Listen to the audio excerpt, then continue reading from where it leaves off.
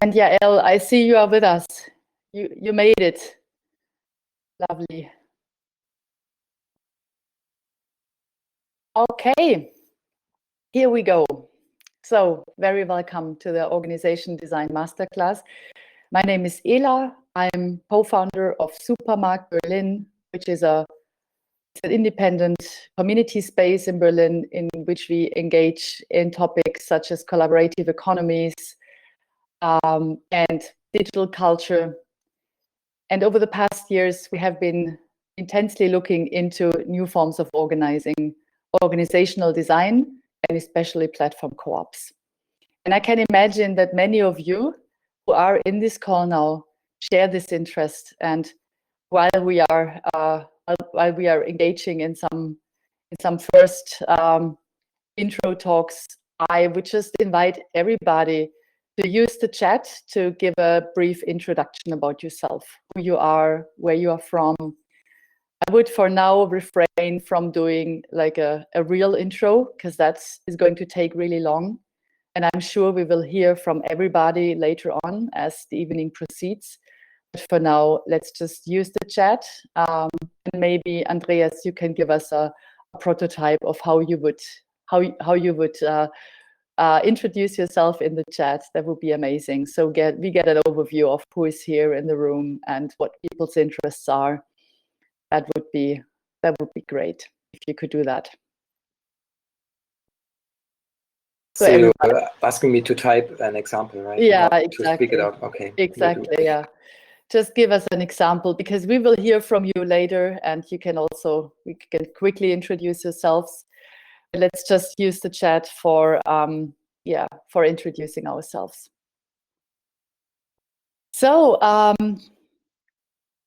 we are meeting here in Big Blue Button, not on Zoom, and I hope this works for everybody. It's an open source system that has better data protection situation than Zoom has, and I will also get back to why I think it's relevant to also move away from big platforms as often as we can, especially if we engage in new forms of organizing. So this is something I would also like to address, and I'm very happy that you made it on Big Blue Button, and I hope it works for everybody. Just in general, it works really best on a Chrome browser. So if you have Chrome, would be great if you could use it. If you have to give consent to the audio and camera settings. It just doesn't grab these consents if they are not given by you. So that's basically that's for the platform we are using. It's on our own server, and I hope that as I said, it works for everybody. Andreas has just given a nice example of an introduction for the chat, and I'm just asking everybody to do the same. Check out the chat, and later on when we have the Q&As, everybody has the possibility to speak up, introduce themselves, and come up with their questions. Yeah, so Organization Design Masterclass. So it's a big word for what we want to do tonight. And the question is, why are we engaging in that exercise in the first place? I think to really break it down to a very basic level, I guess what we're doing here tonight is giving space for a reflection on how we can organize ourselves in the current situation. And the current situation in which we are in, of course, is I guess a really special one. It's a special moment in time. So just to be aware of that, we will talk about patterns of organizing in this moment. We will talk about what surrounds us, what are the forms of businesses, of innovative models that are emerging these days, and why is it that they are emerging right now. We will hear your stories, we will hear your comments and remarks. We will look into decentralized autonomous organizations. We will talk about platform cooperatives. We will hear from Blanca and Julio, a really good example for a crypto cooperative named Circles. We have André Sacharow with us. He's one of the co-initiatives and really driving people behind the Community Land Trust Berlin. And also Laura Zuckschwerdt will join us. She's the head of marketing at Soulbottles, which is a purpose organization. So we have a great chance of really looking into the nature of these organizations and learning from them. And what we hope you can walk away with at the end of this online class is a clearer understanding of what sets all these different organizational approaches apart, what makes them special, which ones are successful, and I guess this is like it's the most important thing. We oh,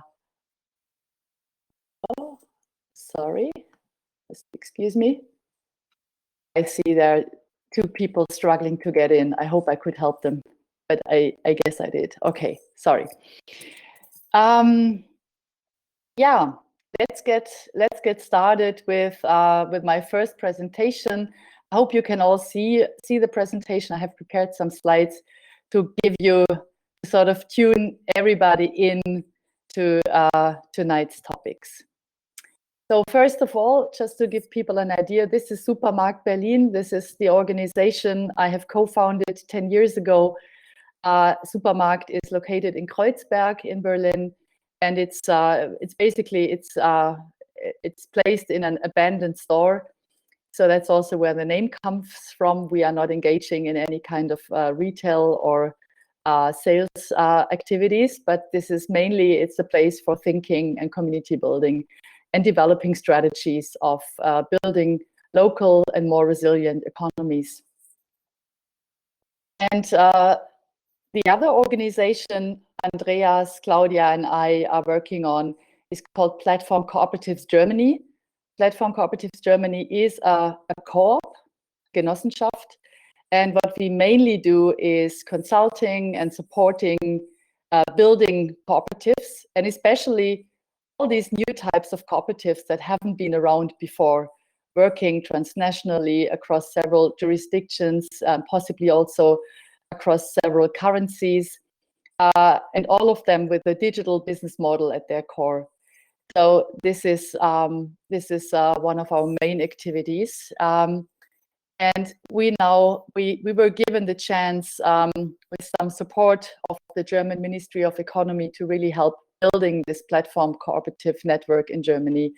And that means there will be workshops and conferences, learning journeys, and more coming your way, to which you will be invited in the future. And what we do hope is to just be able to set the ground for an easier way of founding cooperatives or other similar organizations, also for ways of getting a legal recognition, because sometimes it can be difficult. There are people struggling with finding the recognition and legal playing field for their work. So I guess a lot of that is really it's a future development. A lot of that also is connected to maybe utopia, to reimagination of how we want to see our economy. And yeah, that's what we try to tackle and to pin down to the actual business, let's say. So a lot of what I have realized over the past years is an exercise of learning and unlearning. I have no idea where everyone is really coming from. I know we have a really diverse group of people here in this call, and I also don't know how old everybody is or how young everybody is, but definitely there's a lot of things that we all have to get rid of in our thinking, in the way we approach communities or businesses or communication at large. And I have just tried to, just come up with the most important ones. So the way how organizations and institutions work these days seem to become really distinct from at least what I have been grown up with. All the systems around us seem to be in a moment of transition and change. And it's hard to tell in which direction they will be evolving, but certainly a lot of systemic change already is on the move, and we will see many examples for that tonight. The whole idea of ownership is also something that I guess we need to unlearn. I just want to give an example, like the real estate market in Berlin that exploded over the past years. So that Berlin, which used to be a great place to live because the rents were really low, turned into or is slowly turning into a place where it's getting more and more difficult to really make a living and especially pay the rent. And that brings up the question, to what extent responsibility comes to ownership if you own a house or a flat in cities like that. This has not really been addressed. Also, models of collective ownership, which we will hear from André. I think this is going to be really interesting later on. These are the things that very often are also not addressed and that we need to start discussing now. Governance as a mode of really collectively taking care of things is, I guess, is a really exciting discipline, which also brings us into a more hierarchical or non-hierarchical thinking and rather into horizontal patterns of organizing. And also digital participation. How can we use digital technologies if we want to interact with each other through different networks and countries and so forth? And ultimately, I guess this idea of the commons, and I'm not sure to what extent the commons are a term that's relevant for a lot of people here in this chat, but the commons as something that respects our shared interest as a community, that we all would like to have access to healthy food, to fresh air, to a public space that is safe and accessible for everybody. I think this is what I would also put into this overview here, into this great parade of learning and unlearning at the same time. And the question I want to ask tonight is, where do we currently stand, like us all together, in the midst of a pandemic, facing a lot of restriction these days? I know we have people in several parts of Europe. I have no idea how you are doing, how everyone is dealing with the situation.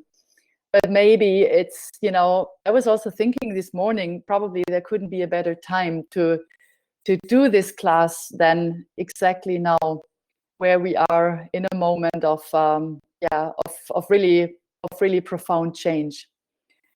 So if we look at one of the key factors, which is super obvious, of course, given this masterclass online, if we look at what is changing in our lives right now, it's really it's the fact that we are not meeting at SUPERMARKT as we did before, but we are meeting up remotely, right? Which in a sense is fantastic because it expands the scope of participants. We have people from South Africa here, which is amazing. There wouldn't have been a chance to come from South Africa to Berlin just for this class. Now we have a person here joining us from South Africa. So that also changes the entire notion of global and local, and I think this is really exciting. But also, what I want to address when we talk about the fact that we can't meet physically, we are meeting on an online platform, and very often we are using platforms that we can't be 100% sure about what is going to happen to our data. Where we do not really have a code of conduct that we have all agreed on, where sometimes it feels strange, because when I look at SUPERMARKT, our space, which we have been working on since 10 years, over this long period of time with our community, we came to agree on specific terms of how we wanted to be together in the space. We came to agree on how people felt about safety, about speaking up, about hearing really all the voices in the room, how people felt about diversity, and just to get into this idea of what makes a good environment for everybody. And I think this is something that it's not obvious in the digital realm, and I'm not sure if these spaces can feel as safe as a physical space does, but it's certainly a new territory, I guess, and a space that we will all have to dive deeper into. And can I just ask you, are we now, can you follow the slides? Do the slides move as they should? Okay, very good. If anybody has a question, please, you can also interrupt me. If there's unclarity, feel free to jump in. Otherwise, I will just continue. Yeah, and I just found this image, which I really like. Yeah, what's the opposite of remoteness? Closeness, nearness, sympathy, concern, approachability. These are human factors, right? And I'm just asking myself, is this something that we can generate online too? Or are we now doomed to be in touch remotely? Does that mean we won't be able to build friendships? Does that mean we can't fall in love online? We can't become friends? What does that mean? I think it's also it's one of the questions I'm having for this session tonight. To what extent we will manage to build these new organizations with really human needs and human standards at the core.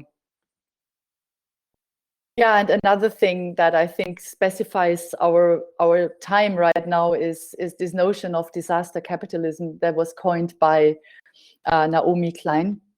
And it's basically, it's this idea that we are, we can't really get rid of all the many crises we are in. We are surrounded by crises, environmental crisis, health crisis, political crisis, and they are real and they are there. We are really surrounded by it. So in a sense, it sometimes feels for me as if I'm in a flight mode. And constantly on the move and trying to work against that.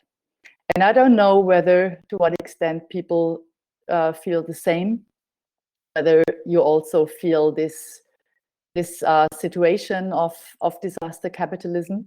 But I definitely want to raise the question tonight, who is taking profit from this notion of disaster? And what does that mean?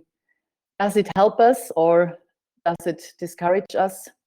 What does disaster capitalism do with us on the long run? This is really something I'm interested in. And for instance, if we talk about Zoom, then Zoom is definitely became the icon of our new way of being together online, and they certainly profited from Corona, from the pandemic. And I think many other major companies such as Amazon profited as well. And we will look deeper into that over the course of tonight. Another thing, I'm really curious how people feel about it, is linearity and simultaneity. For me, it seems as if we are moving away from this idea of that we are taking one step at a time. So one thing comes after the other, which might be an idea of the industrial production times, when a lot of the producing steps have been regarded as a chain where the different factors or steps followed after the other. I think, at least in my feeling, in my understanding, we are moving more and more towards a time of simultaneity, where many different things are happening all at once, and where our attention is taken by many different things at the same time. And yeah, some people call it multitasking. Others really see that as a major effect for burnout. And I would also like to look into it as an actual challenge that we are facing, and that we are also facing, especially in the organizations we are building these days, because certainly we can't really go step by step, but we have to tackle many different questions at the same time: the finances, the governance, the legal frameworks, how to get a bank account. It's so difficult to really set a timeline and to come up with a nice way to follow through all these steps. This is something that really struck me with all the foundings we have been accompanying over the past years. And other aspects, many of them, include this idea of, okay, to a certain extent, we need to steer away from hierarchies and need to become more horizontal. But then again, the question is, hierarchies in itself are not a bad thing. And how horizontal do we want to be? This seems to be a really interesting issue. And then if we look at all the forms of facilitation of governance that are shaping up these days, holacracy, sociocracy, other forms of cooperative governance, I think it's super interesting to see how they evolve, and what is actually happening on that field. I can imagine that the job of a facilitator will become more and more important in the future. Facilitator as somebody who is really helping groups and teams to get to a collective decision making and to help groups to move on together. And that, of course, goes to acquiring new skills in the field, facilitation, but also leadership. This idea that everybody in an organization should be able to stand up, to speak up, and also lead a process, and not waiting for their bosses to tell them when they have to do something. So there's an entire reconfiguration of modes of thinking around that. Democratic control is something that is widely discussed these days, where we have a whole spectrum from, okay, everyone wants to be in charge and should be able for engaging in a collective decision making, and then we also see democratic values fading away and being endangered, and this seems to be like a daily fight to sort of really remember what are those values and to what extent democratic control can be established and installed, inscribed into organizations. And why is that important?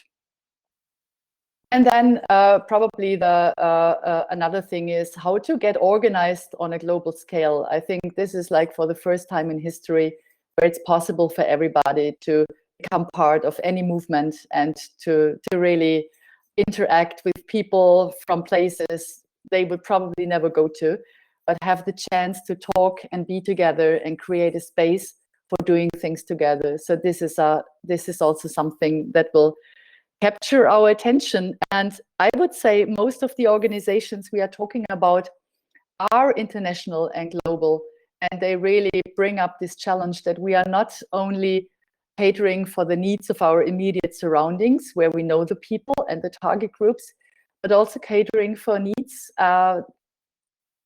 in places that we have no idea about, and maybe don't even have the chance to learn more deeper about. Yeah, these are just aspects I'm sure we will be touching down with the examples we are talking about tonight. Yeah, you will get the presentation. I can send it around to the list of participants. This is just like a little script, what is changing in our lives. Yeah, and I just want to share this image because I'm using it. It's by Accenture. Accenture is a is an audit company, a consultancy, basically. So this picture, I think, is interesting because it really portraits at least the way I was brought up and I was taught to think of business. So we have the founder, this person that has to struggle of course, it's a male. So he's like struggling his way up the mountain, and it's a lonely and long way, 6 to 7 years we see here. And then, you just keep drilling. And then what we have here is this brown sign, and it says corporate success. And that in that moment, we have like little coins. They are flown here from a team of investors. And that's the exit, right? That's where where we get the reward for all this hard work. So if I look at this image, if I look at the reinvestment waterfall that is pouring down here, and then once again it's all the way up. If I look at the logic of this, I really want to question to what extent this is still valid for a lot of the things we want to achieve together. Because I think one thing that brings all the organizations together that we are talking about tonight is the fact that it's not one single person. It's always a group of people doing stuff that one person alone could never do. And other than that, there are usually more stakeholders involved, not only a closed user group, but also people from the city administration and so forth. So there's an entire group of people making things possible, really building infrastructure. And the corporate success itself, which is a very vague thing to grasp, is not the only reward, and the coins are not the only reward. Because what this image does not say is about the well-being of everybody involved. If you follow the logic and the predictions in this image, we still don't know about the well-being of people working here. And I think this is also a factor that is essential, that's at the core of the Community Land Trust or Circles or Platform Cooperatives Germany or Soulbottles and many other companies that set out to just setting ground for something entirely new.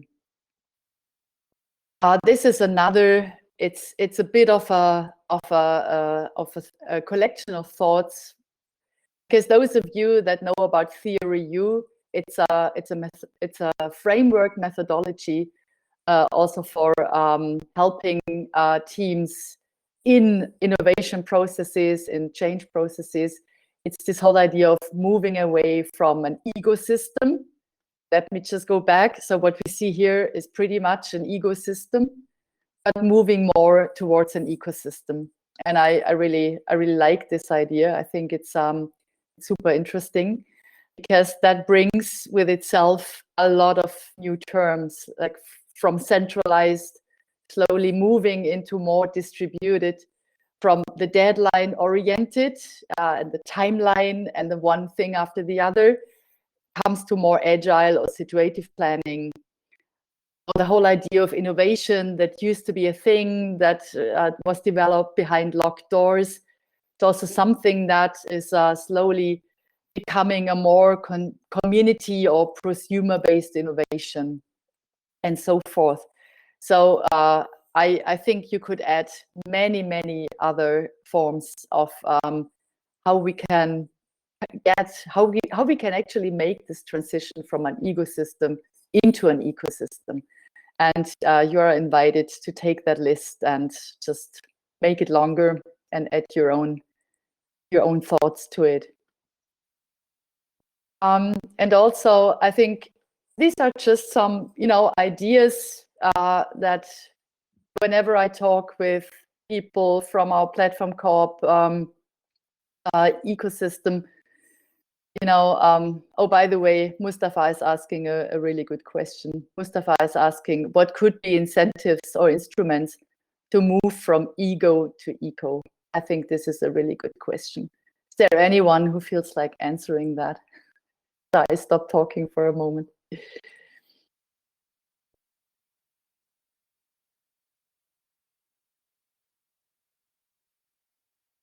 Well, maybe Ella, if you go one slide back, then we have those words visible once more. And I would almost think that if you look at the left side of the ecosystem, then most of us would agree that we are fed up with them, or that we can't stand them anymore, that some of us even drop out of the old ecosystem because it's unbearable.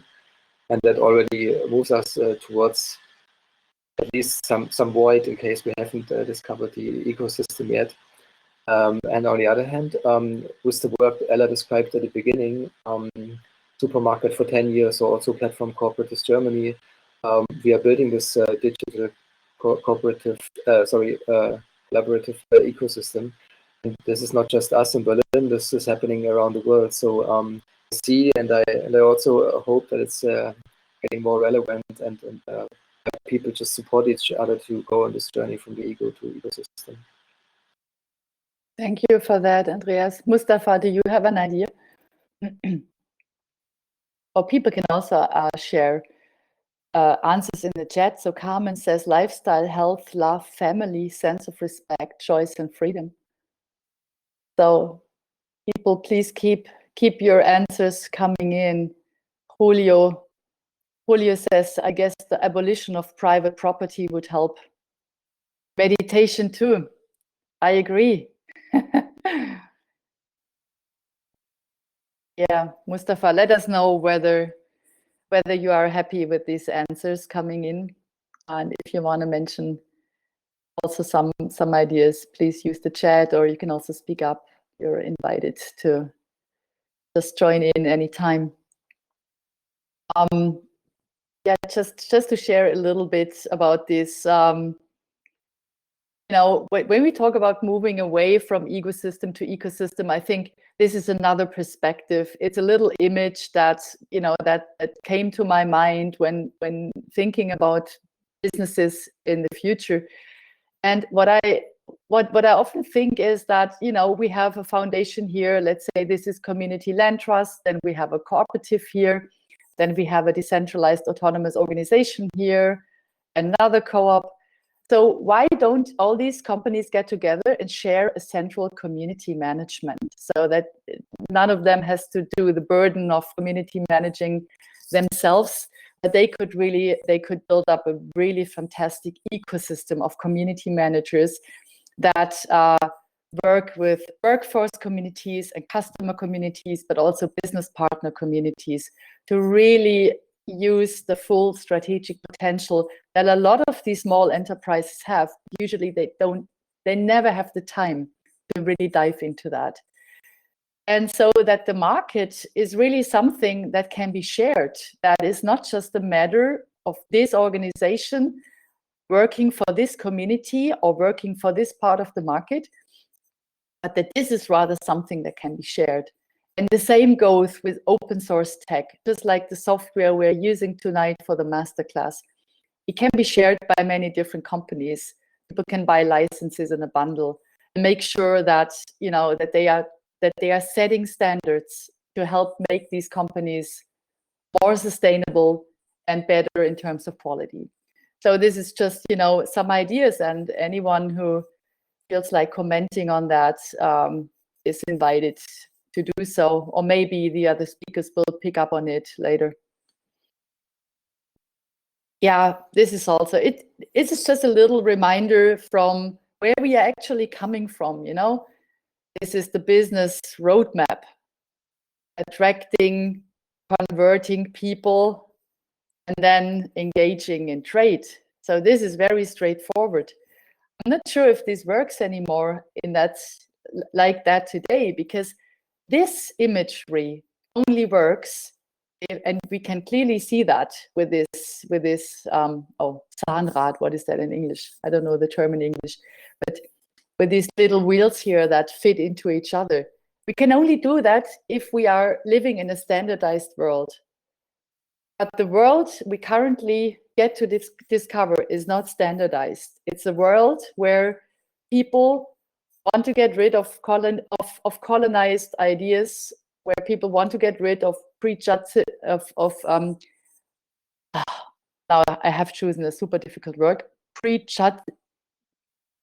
prejudgments, I'm sorry. And I really think we are facing a much more diverse world, which really has more diverse needs. So I'm really thinking of how can we overpaint these traditional business roadmaps, and how can we make them more fitting into the world we are in. So, you know, for me, this is like inviting people instead of, you know, just take on. This is, you know, find a way to invite people, speak their language, try to understand how they feel and who they are, engage other people in production or in product creation processes than just white male middle class.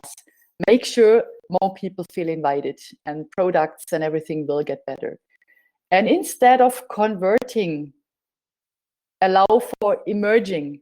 Emerging is a much more chaotic process, and we cannot possibly foretell or foresee what will be the effect. But what we need for that is care, listening to people. We need cooperative principles. We need new educational concepts, pooling of internal resources, I guess, maybe also crowdfunding, because otherwise it will be difficult to get the funds. So we need to come up with creative models of getting more money into the organizations. And that also requires community building, local economies. Later on, when Blanca and Julio will talk about circles, we will have a great example of why local economies and cryptos are a crucial key to that. Global networking and the protection and regeneration of natural resources. All of this can be part of this process of emerging, so that in the end, what we end up with is not the trade, but really building an ecosystem node. So this is really, that is like it's an idea of how we can still respect where we are coming from, because I don't think it makes sense to just, you know, abandon everything, because it's part of our history. It's probably also part of many of us, but we can change it from within. We can paint it pink, and we can add the values and standards to it that we want to see. So my question is, and this is also, it's my transition into everyone else's presentation, what is needed to get there? Like the prime answer always is money. And I know money is always, it's the key, right? But I also have to tell that a lot of the really exciting organizations I know, and I was happy to be part of, started off without any investors' money. I think Berlin is a city, and probably also the cities you are coming from, and please tell us about it later. But I think Berlin is a city of great examples of, for instance, cultural organizations that really managed to find ways of sustain themselves over the years without any institutional fundings. SUPERMARKT does not have any institutional funds. We've had strong moments with money. We've had strong moments without money, but also definitely weak moments with money and weak moments without money. It's really, I think money cannot be the only answer. And my question would also be, where is the money coming from, and how is it generated and distributed? And this is also something we will look deeper into. And also what we see here, I really like this image. It's from Anne-Christine, who did a lot of illustrations for SUPERMARKT. I love this image so much because we see these people sitting together around a table, and this table is actually a bunch of banknotes, and obviously they are discussing around money, but it looks really relaxed and nice, right?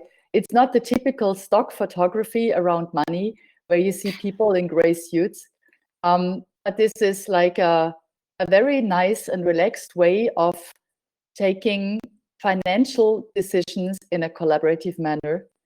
And I yeah, I just wanted to share that image because I think, yes, it's possible to engage in processes that are distinct from the stress and the inequality and the power games that are usually involved when we talk about money.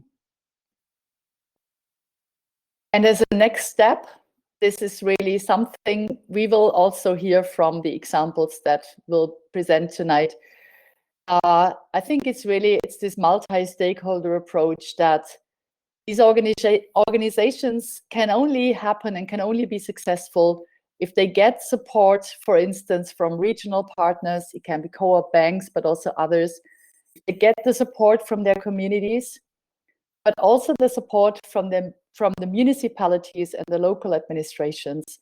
Because if we talk about a project such as the Community Land Trust, a project André is going to present later, you will understand that safeguarding the land which we are surrounded with in our city is nothing that one enterprise can take care of, but that requires the care of a whole group of stakeholders. And I think that's at the core of organizational design, to learn how to invite these stakeholders, how to make them accountable, and how to make them invested to really build something long-term, where the exit is not the only desirable thing, or where the corporate success is not the only thing where we want to end.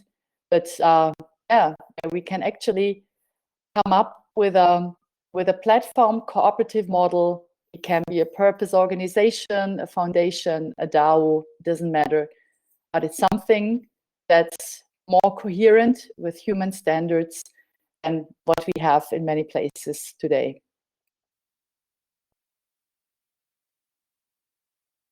That's like the last image, because that's what we want to build.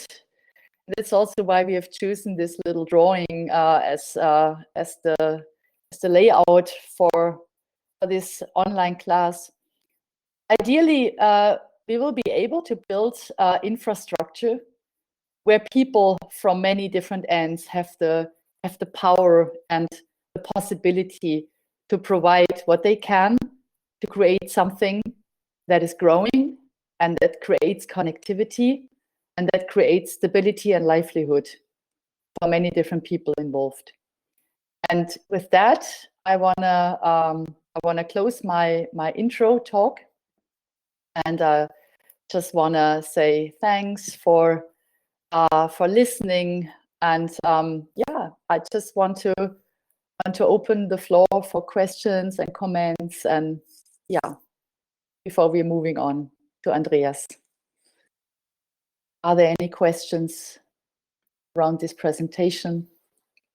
Anything you would like to add or you find important when we talk about organizational design?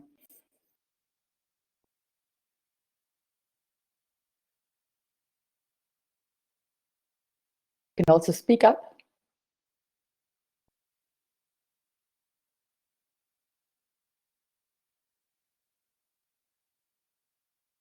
Just activate your mic, jump in.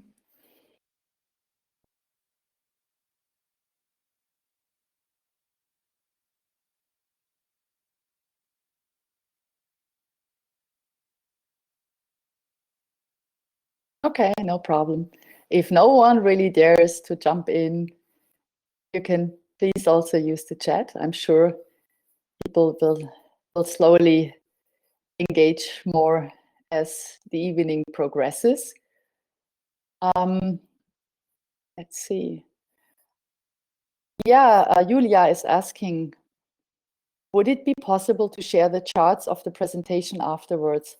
Yes, I'm really glad to do so. So what I can do is I'm just sharing the presentations within the email group of the participants, and we can decide later whether this should be public or with BCC, if that's okay. But yes, I'm really happy to share these slides, and I hope you find it useful.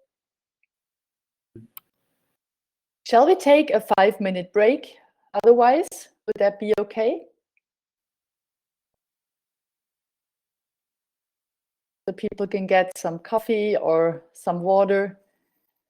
We'll see each other in 5 minutes. If you have comments, just share it in the chat, and we'll see everybody. Nice, Carmen. It's good. Yeah, I have some water here. Very boring, but maybe get something else. Let's see. Yeah, one issue or topic. I mean, you started with talking organization design, and something I'm really thinking about. So I'm André from the Community Ventures. I'll speak later. Hi. It's really the relationship between designing the interactions between people and kind of creating a culture, kind of how to talk with each other, communication culture, and at the same time creating a framework, kind of could be like a legal framework or some other type of framework that governs these interactions. So like the relation between the formal and informal, you could call it, and how one can grow both together, or how the development of it works in an organization design. So this kind of like a question we are also working with in setting up an organization, but also would be very interested to hear from the other examples talking about how exactly they think these together or separate. And yeah, that's a great one. Let's try to revisit that when we move on with the other examples, because I really think this is one of the core questions you're asking here, André. Thanks for that.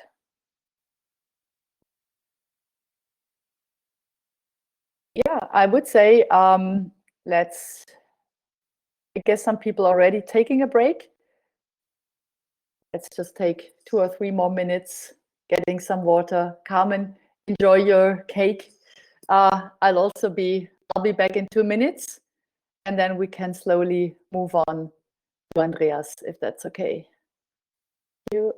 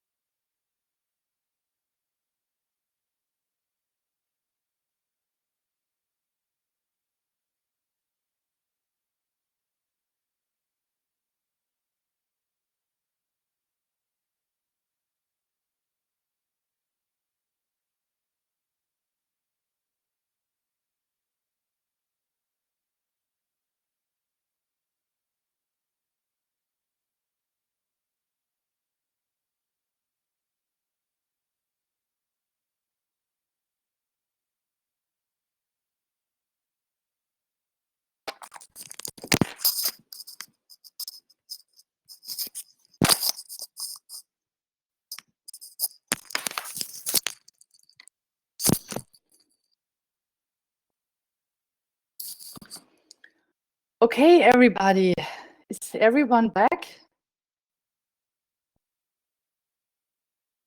Yeah, okay, good.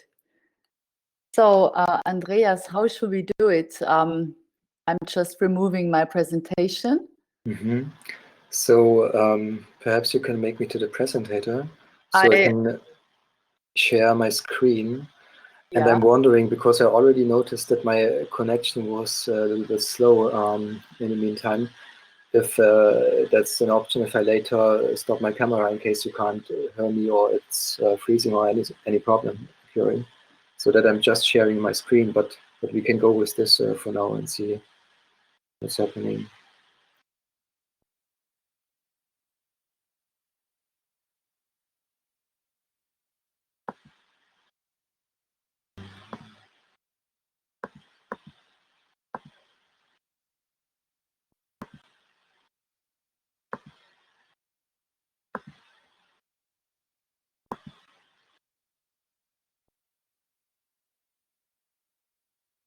So can you see my screen already?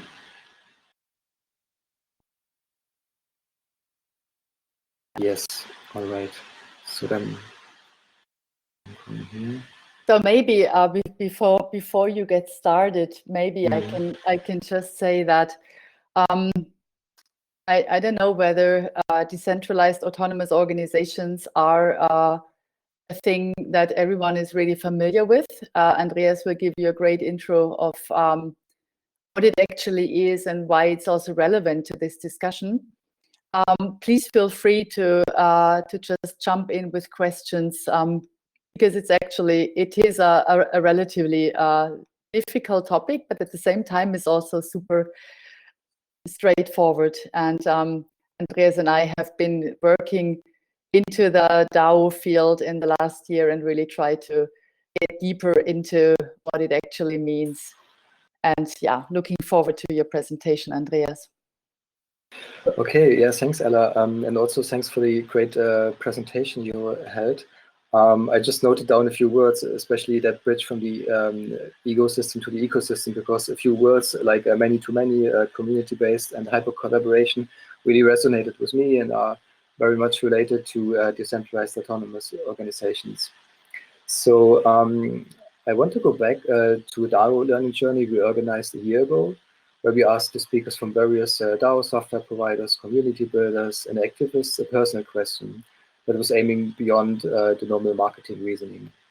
And that was, why are DAOs actually exciting to you? So according to scientists, with only 10 years left until the so-called tipping points, which means climate systems such as rainforests, oceans, ice shields, permafrost soils, and so on, are reaching their thresholds and will fail. And no measure will help to prevent climate change afterwards. And in the meantime, the COVID-19 pandemic troubles humanity, at least the majority of people, in an unprecedented manner, and might even continue for a few years.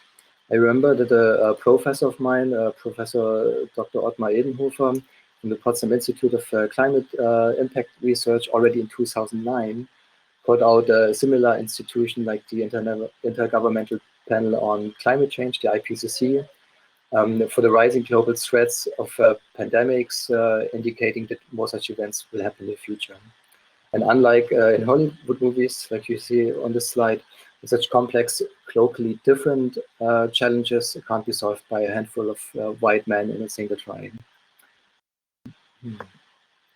So instead, those complex challenges, they require every one of us trying everything we can think of to prevent certain points of no return.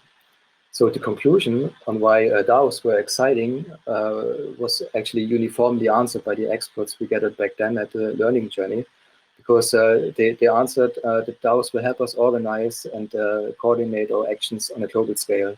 So kind of like the hyper collaboration Ela also had in her slides. But to get there, DAOs still need our help, as well as they need to grow out of their infancy. And yeah, all of us, we have to come up with more and relevant use cases for this type of organization.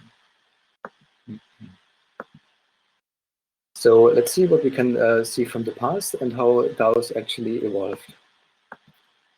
As a result of the last financial crisis in 2008-9, the sharing and collaborative economy was born out of scarcity. And people started sharing cars, flats, drills, skills, knowledge, and everything you can think of.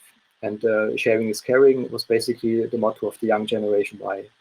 And at this time, around 2013-14, we had more than 200 collaborative economy projects with social and environmental missions in Berlin only. And if you want to read about this time back then, and then the 7 reasons why Berlin actually was a successful sharing city, I will post this link and the article here. It's a shareable article, basically describing those times I just mentioned. But almost none of those projects exist anymore because the internet giants like Facebook, Google, Uber, and Airbnb, they utilize the new mindset and crowdsource their assets and tasks in order to become more efficient. And it's thus the most valuable companies in the world. I'm sure you all are aware how we became content creators on Facebook, how Google is not just a provider of information, but actually it is the entire information market, or how many of us became resources of Uber and Airbnb offering private rides and homestays. So, well, the real sharing economy was declared dead around 2016. New energies formed with the platform co-op movement. Like early pioneers, Famondo, for example, copying Amazon, or Resonate, building services like Spotify, tried to disrupt this exploitative business models from the internet giants by offering participation in operative decision-making and equal value distribution to the members based on the #1 cooperative principle, one member, one vote. But unfortunately, the traditional co-op structures weren't really made for the 21st century and had to face communication and scalability problems because they wanted to achieve a mass adoption, and it was basically not possible. Ela and me, we can, for example, tell you about the many challenges when we founded Blockchain Europe. That was Germany's first blockchain co-op in 2018. Because like one of the major problems was, for example, that German law requires substantial decisions to be voted on by the members, in the best case when they come together for a general assembly, but at least by hand signing letters. And if your members, they live across the entire world in different continents, it's basically impossible. So this was at a time when decentralized governance entered the stage to solve those problems. And per definition, from the Decentralized Governance Foundation, what I will also paste you in the chat. 1 second. This definition, distributed governance is the specification of principles and methods which enable scalable coordination for forming consensus and to legitimate decisions. In such systems, all participants are treated equally without the presence of a central actor of hierarchy. They are scalable, so efficiency is not reduced, but steady or increased by an increasing number of participants. So there are at least 60 league of tool providers I researched in different categories, consisting of decision-making, governance systems, identity, and co-budgeting, which becomes another link to that mapping. So I hope it's not overwhelming when I drop all these resources here. But you can just look into it later. But nevertheless, those tools, they also didn't overcome the hurdle of being unconnected single solutions only. So this is when finally companies like DAO, Stack, Aragon, Colony, Moroch, or OpenLaw developed ecosystems that actually provide holistic tool sets, combining all those functions from the decentralized governance tools and also practicing special forms of organization and community protocols for the coordination of huge communities, sometimes accounting for thousands of members, which actually in some blockchain development DAOs can become quite a high number, because it is estimated that For Ethereum and their technology stack, there's actually 200,000 developers being active, and most of them, they are organized in DAOs.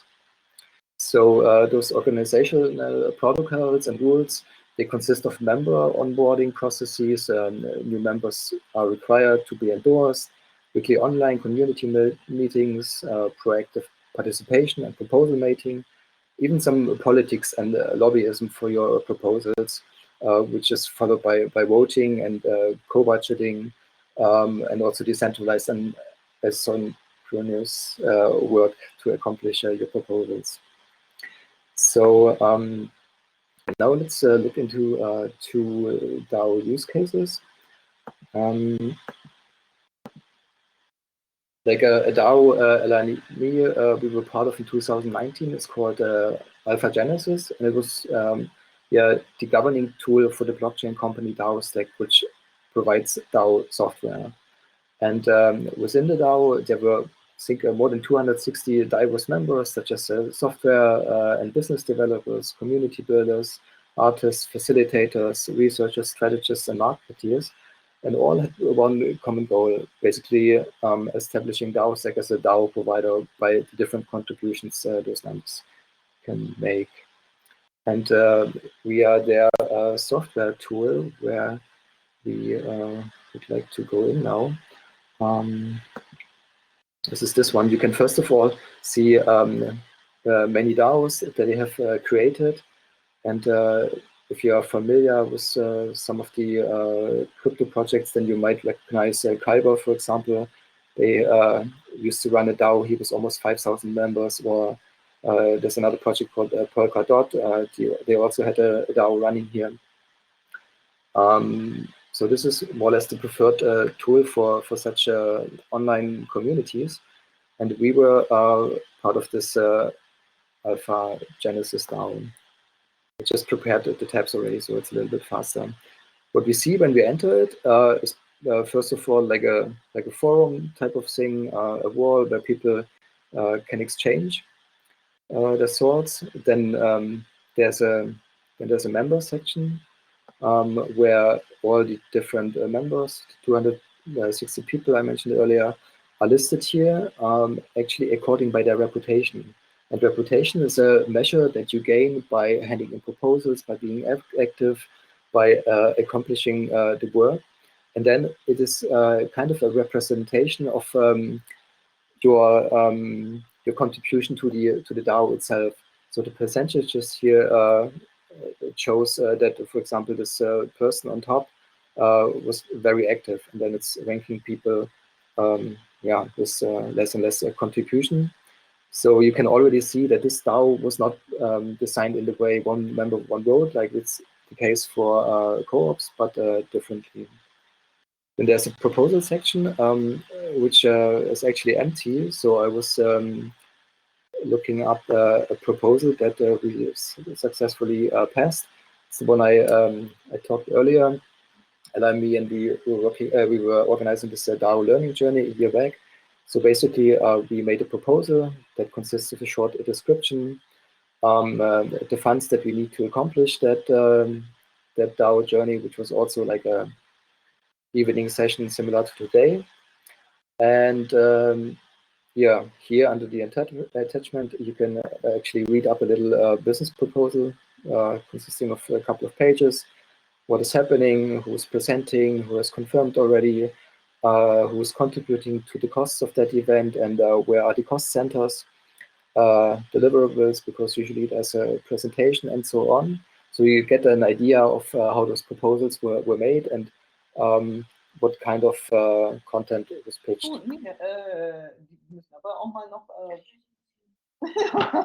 Sorry, somebody's just not on mute and talking. I don't know who it was. But anyway, back to this proposal. You can see here on this side that 7 people voted. Actually, all of them were pro our proposal, and in an aggregate of more than 5% of the overall representation of the DAO was voting for the proposal. So in the moment, after 10 days, I think it was, the proposal got executed, the funds were getting to our address, and we could do this event.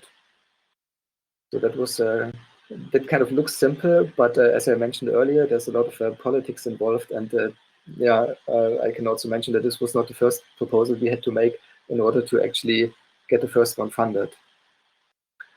1 second.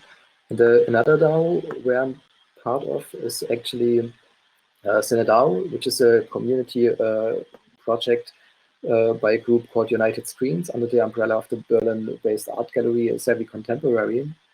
And there we aim to decentralize the distribution of independent films and video art against the monopolies of Netflix, Amazon Prime, and the likes. Further infos you can get under this link. Just a second.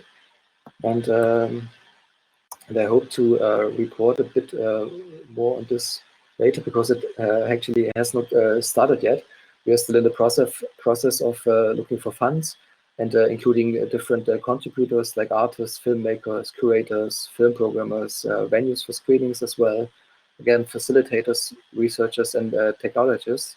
So then basically similar to the Alpha Genesis, we want to establish a governance system and pilot a platform for distributing such media.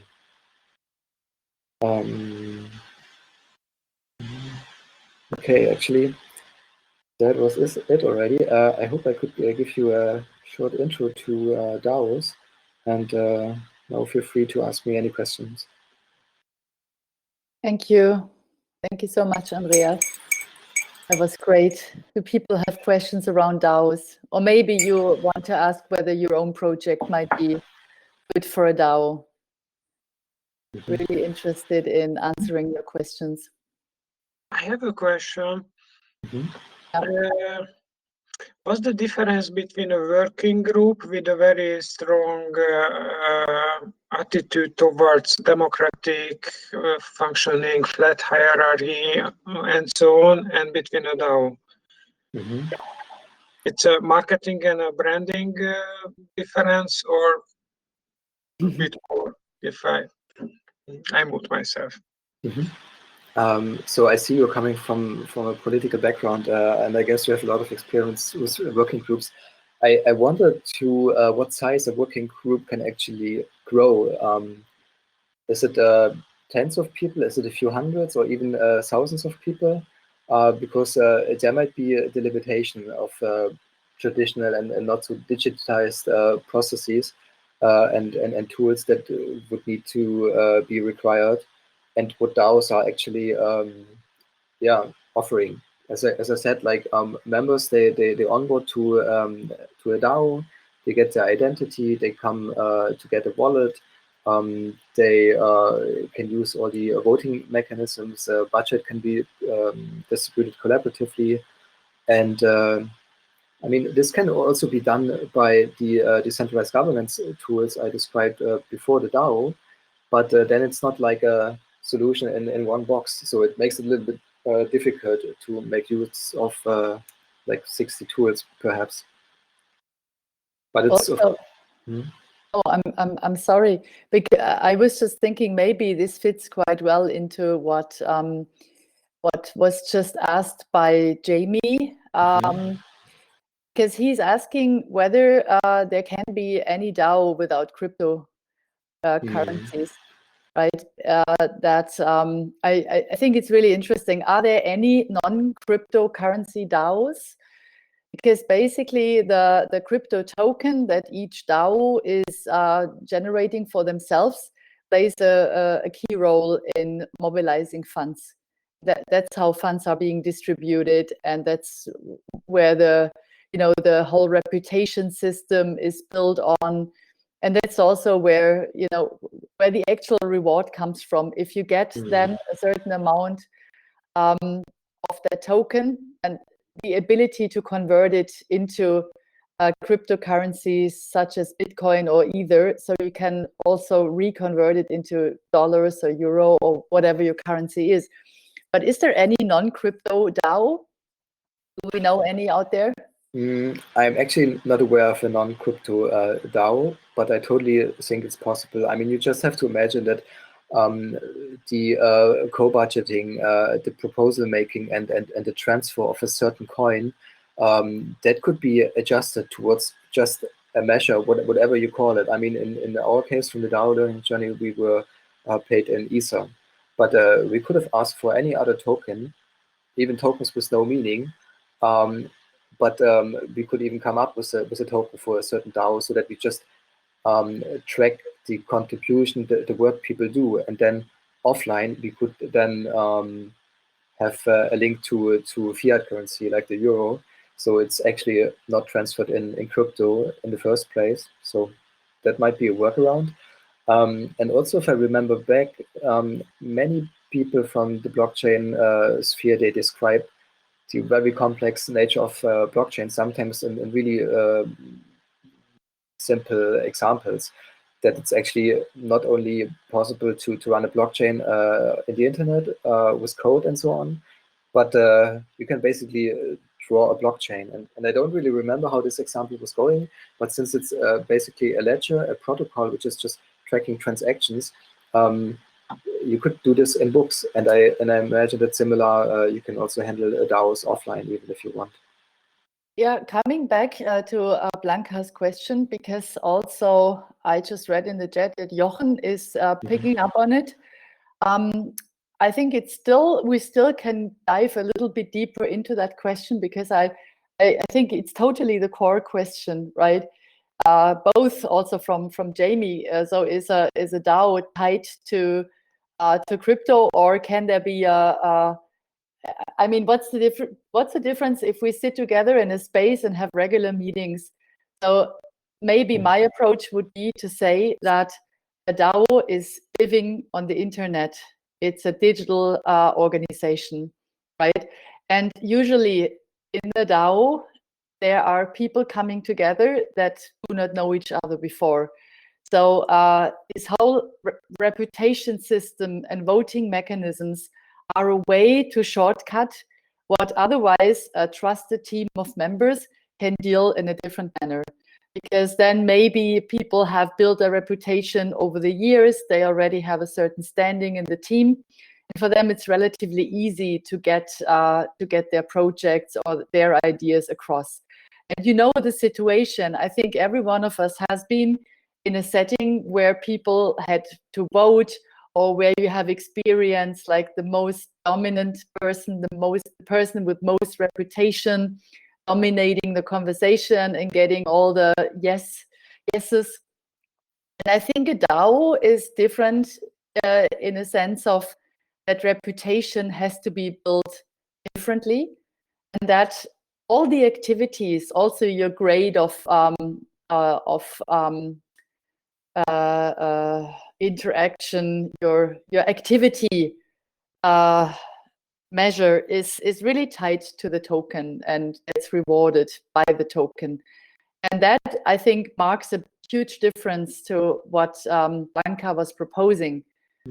Because I think it's this dedication to use the token to enforce human interaction. Or to build a system where certain decision-making processes are being enforced or being accompanied by by the governance mechanisms of the respective DAO. So it's a different way. And it's also, I mean, let's be fair, DAOs are very often criticized also for some, some people feel overwhelmed when they join a DAO. I had a similar experience, because it's really difficult to really get into that reputation loop and work your way up the ladder. Also, I missed a little bit of, sometimes diversity in terms of participants and people being there. So I found it difficult. But let's just check in the chat, because I think there are more really interesting questions here. Let's see what people are asking. Yeah, okay. Yael, for instance, says here, maybe what sets them apart is the automatization of the contributive accounting systems. So the idea of a DAO, at least to a certain extent, is a little bit, that's true. It's the automation process of certain forms of interaction or transactions. But then there's also a really important point in value accounting. Value accounting, I think, is something that, and again, I just want to remind everyone on your own personal experience. I guess you know the situation when you are with other people in a team, and then there can be very often, there can be this feeling of, oh, I have done more than this person, or this person have done more than that. So how exactly can we engage in value accounting in a way that is objective? And I think that is also an approach that DAOs try to solve, to come up with a more objective, with a more fair approach of value accounting, maybe. But let me throw another question here in the. Maybe you can go to the one from Carmen. Yeah, exactly. Just opened this slide again. Carmen is asking what's the best way to enter the DAO universe. So here there's like the 5 major DAO tool or stack providers, and all of them, they have communities running. So if you go to their websites, they explain how to enter their different DAOs. And I would say it's just like learning by doing. That's how we did it. Even though we had some guidance from people in Berlin who were already participating in the DAO, Stack DAO. But I mean, if I assume you're already crypto affine, if you know how to install a Brave browser, for example, or a wallet, then it's very easy for you to get into an actual DAO and introduce yourself. Start voting, make your own proposal once you know what are the common goals, where you can actually bring some benefits to that mission, and then you are easily growing into the communities. I guess if I find time in the next couple of weeks, I also want to start a DAO to onboard people for exactly that purpose, to experience the DAOs more, to have an onboarding process kind of gone through, to do some proposal making, some voting, even though that there might be no crypto or other currency flowing, but just for the sake of experiencing it, I now sense some interest and demand from that. So that's great. I really like the idea, Andreas, of building a DAO for onboarding people to DAOs. The question is really great, being asked from Carmen. So, what is the best way to get into that system? And I think it's pretty much the same with many of these new systems out there. It's really a matter of throwing yourself in the cold waters and try to find 1 or 2 people that you find interesting and that allow you to make a connection, and maybe also ask them to be mentors in this onboarding. And Andreas, your idea is reminds me also of this decentralized community management, because it can be a service to many DAOs to help them onboard people, because it's something that DAOs haven't been too good at over the past years, let's say. Let's also check. Mustafa is asking a question. Also, André, let's look. DAOs, for example, DAO, why there is not a customer integrated into the DAO system? I believe if you buy, stream, consume something, you should get a credit point, because your transaction itself makes the platform more attractive. Yeah, that's I totally agree with this. And if I don't know if this is if you can see this or if it's too small, but I think the last column here is actually the consumers which are receiving the films from the screeners. But in the first step, we just have the distribution and producing side within the DAO, because Yeah, it's very early in the process that we need to define the processes, the needs, why are those people who are offering movies and the video art, why are they actually joining, and where are their challenges, what do they hope to get differently out of this DAO. And then in the next step, we actually want to build a platform that is similar to the likes of Netflix and so, where a customer will be involved.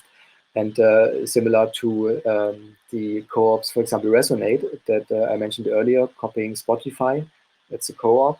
And there the members can also vote on the fees they have to pay per song or per subscription based on the yearly outcome and direction they want to govern that money. So this will happen in a later stage, but for now, I think it's already tough enough to have all those different stakeholders involved. But we definitely think about this. Yeah, and maybe Andreas, because there's also a great question here by André asking. I think he would like to grasp a little bit more to what extent, to what extent a DAO. Can you explain again one of the example DAOs, which is more easily understood in comparison to a traditional organization in terms of the work it does or produces? Maybe you can even use the Cine DAO as a starting point. Why is a Cine DAO? What sets it apart from a Cine club where cineasts are meeting up? Yeah, you already said meeting up. That's difficult when you consider that most of the people from United Screens are sitting in the so-called global south. So we are again working on a very international landscape. So coming together is not really an option. Other than that, I mean, maybe also one step back from that particular example.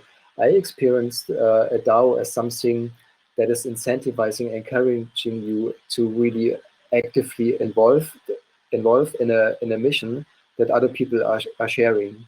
And you don't have to do this consistently or on a regular basis, as in traditional companies where you go to work from 9 to 5, for example, and somebody top down tells you what to do. It's rather like you've heard of this proposal in a DAO where you're a member, you can vote on it, you think it's good or not, and depending on this, you are either contributing funds or distributing funds that are available to all of the people. And there's not really the need to participate in everything, which I think is really good. When I, for example, look into my daily work, I actually can't do everything what's approached towards me. My emails are, I don't know how many, and I can't follow up with everything. So in that case, the DAO is really opening up that opportunity only to proactively work with people and with content and context you can contribute without making or giving you the bad feeling of not being omnipresent on all the stages where they ask for you. I guess this is like a major difference, being more flexible than in traditional work environments. I hope it helped answer the question, André. If not, we're happy to dive deeper into it because it's a bit difficult. We should use the DAO right now. I mean, what you can do as we speak, you can just what's the DAO stack URL, Andreas? Wait 1 second. Maybe we can post it here. Just bring it up in your browser and Alchemy. Is it still Alchemy? Yeah, it's this one. Alchemy DAO stack IO. It might not work in all the browsers because I think you need a certain Web3 interface running on your browser. So that's why Brave is recommended, for example. There are also some widgets for Chrome, but depends on if you have installed that already. Web3, I'm just sharing it in the chat. The Web3 is the decentralized web. It's the web that allows for blockchain technologies. And the Brave browser is actually a really recommended browser because you can even make money by using it. Because if you accept advertisement, you get a monetary reward from it. The basic attention token, how is it called? And you can really you can either deliberately accept the ads and then you get paid for it, or you block it, and then you have a really you have a great browser with very high privacy standards. So I really think it's one of the things that is difficult to talk about unless you have just tested it for yourself. But maybe we can ask. I'm really curious here in the chat. Who of you has a wallet? How many of you do have a crypto wallet? I mean, not everyone needs to answer, but yeah, Anka, you have one, I'm pretty sure. Guilty. Yeah, Mustafa, you are not guilty. No. It doesn't make a person better or worse having a crypto wallet. Not at all. No, I'm just interested. Yeah. Okay. Yeah. I guess a lot of people have set up a wallet, but they have actually never really used it. Maybe Blanca and Julio later for the presentation of circles, because this is a crypto project. Maybe we can really think of some live crypto creation process while we're doing the presentation, if that's realistic. So people have something to take away. Yeah, I guess. Yeah, but let's see. Maybe another question from my side would be, I think all of you are working in all sorts of organizations. Maybe some of you who feels very close to already experiencing DAO-like structures could tell us a little bit how that works. We heard about working groups, for example. Maybe learning a little bit more about this, we can also figure out differences where DAOs do it differently, or where there are pros and cons and so on. Those of you who have chosen just listening, but who would still like to speak up every now and then, because I see some people here, you can change the settings by logging out quickly and coming back, just accepting that your mic can be used. And then you can also talk if you like.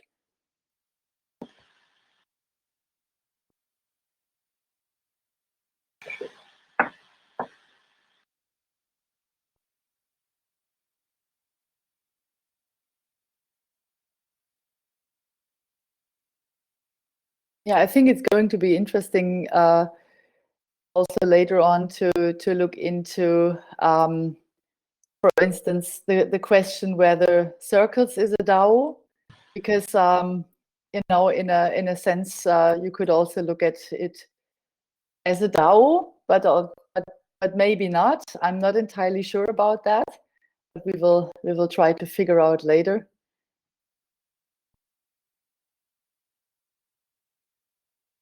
Yeah. Yes, Jamie. Yeah, asking, we will share all these slides. Yeah. And so I think it's André asking, how would you start a DAO? I would contact one of those 5 providers I mentioned. Maybe have some research before and look a little bit how different interfaces they have, what suits you better. And then usually, I mean, DAOs are usually open source software. If you're a programmer or if you know somebody, you can just download it on GitHub, install it, and then run it on your own. But at least until last year, the DAO software providers, they were also offering support in creating your own DAO. I think that it takes like half a day to run the software, and what's actually more time-consuming is coming up with measures for the governance process.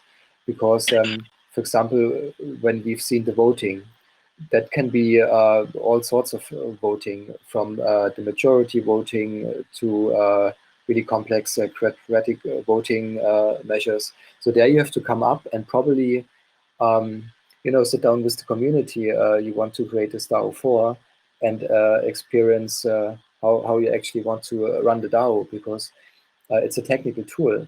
It's not solving your governance questions, because the mechanisms and the adjustments you actually have to come up with on your own.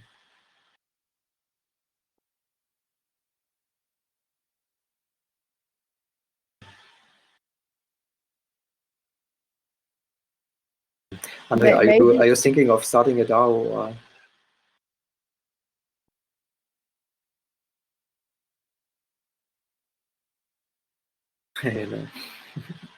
Okay. Yeah, maybe the question is why do we think why do we present the decentralized autonomous organizations, the DAOs, as a future form of organizing, or as a form of organizing that will become more and more relevant in the future? I have also been thinking of the Cura DAO project. I think that's the URL. I'm not entirely sure. We'll look it up. The Cura DAO is basically it's a group of people that try to work on infrastructure in Curaçao, on the island, and basically they came up with their own. Oh yeah, here it is. Yeah, it's also on alchemy.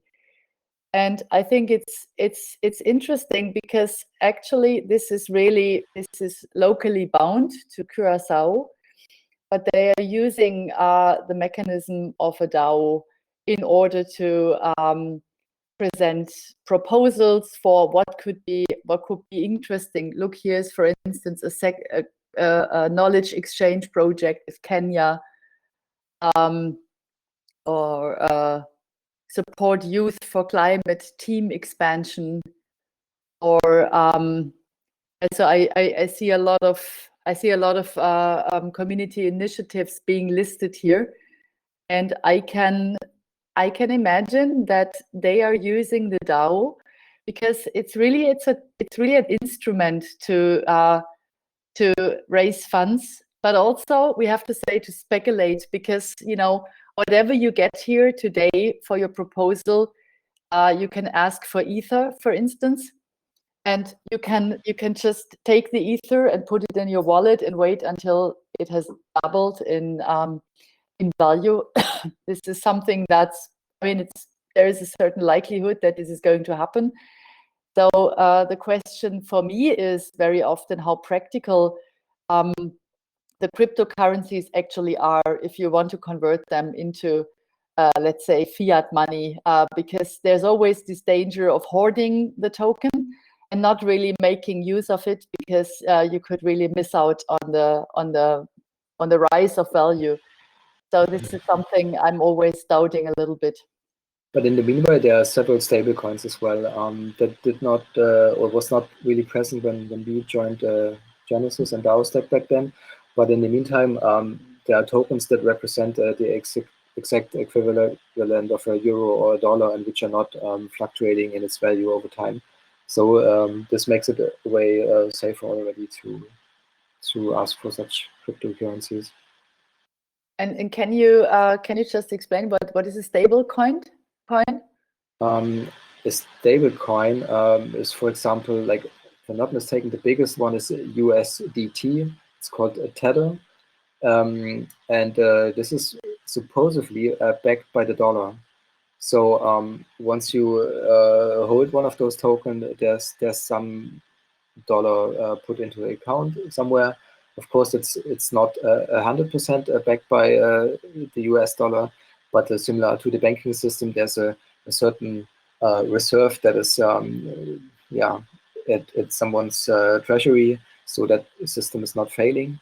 But basically, you can account one of those tokens for $1, and this is not fluctuating. Just when there's like a really big demand, maybe it fluctuates a little bit, 5 zeros after the comma, but it's not so relevant then. Maybe Julio, since Circles is working with XDAI could explain, for example, is XDAI backed by one fiat currency, or is there like a basket of currencies ensuring the value? Because I'm not so sure about this. Or anybody else who knows about XDAI, which is also a stablecoin. Yeah, Mats is asking why should we use cryptocurrency at all when we want to interact in real economy anyways? I think this it has to do with the potential of cryptocurrency to explode in terms of value, as it happened with Bitcoin and Ether. So there's always this promise that you can actually raise. Yeah, I think speculation is a motor, but we will also hear from an example of Circles, which involves a crypto token, which has a total different approach. So, which is not about speculation at all, but just the contrary. So also maybe a little bit too easy to put it down like that. But the question that was asked here, can a DAO sign a contract, rent a flat, or pay taxes?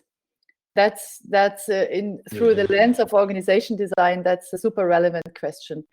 So a DAO has been there has been DAOs legally accepted in the US.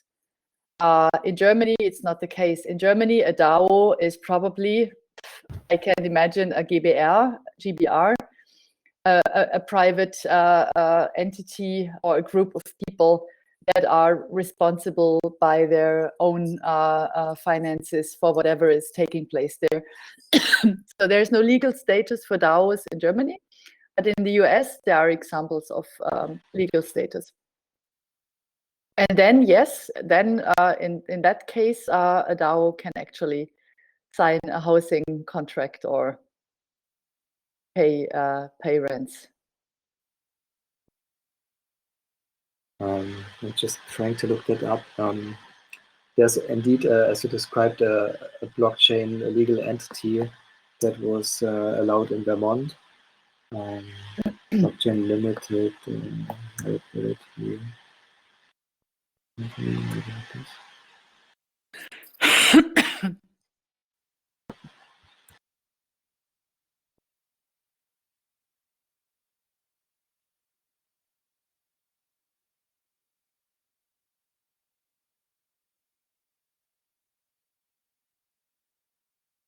I just, if you, Andreas, if you want to research that, I think it's totally fine.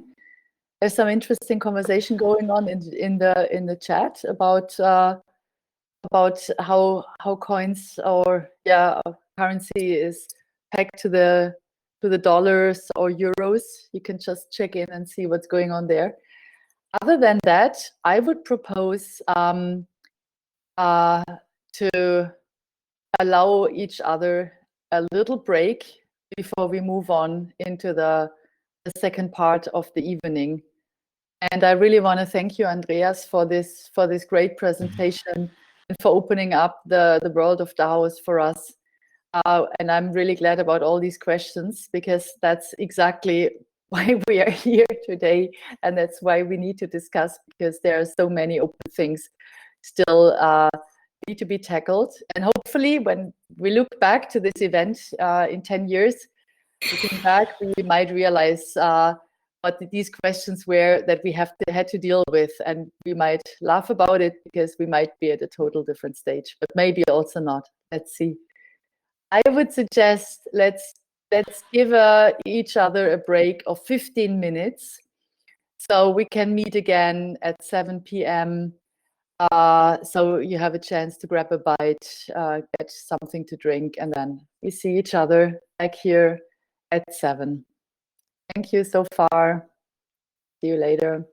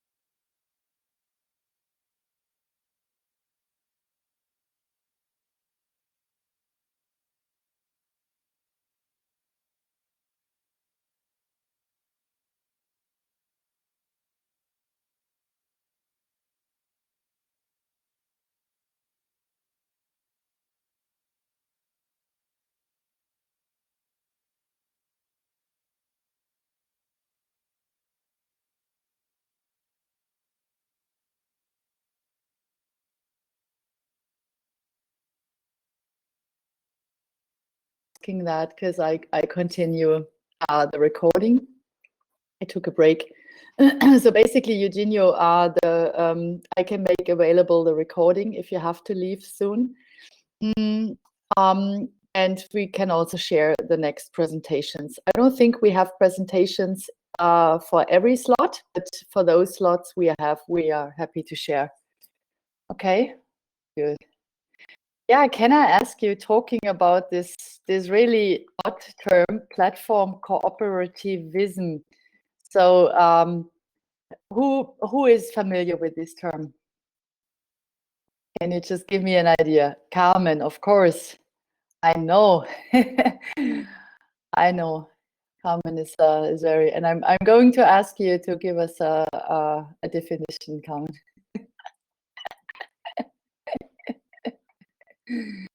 Eugenio, of course, is a member of Airbnb. Eugenio, but listen, before you leave, this is like Airbnb is one of my favorite examples. Can we just hear your voice for a second? And can you share a little bit of what a platform co-op is? Lovely. I'm so happy you're here. Sure. I can share my voice and my face too at the same time. I don't know if the camera will support me. So good evening, everyone.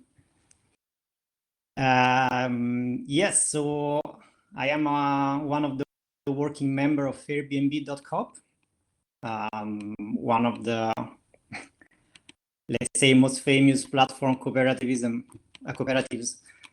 of these days. Actually, I'm a worker since 1 year now, but I am a member only since few months.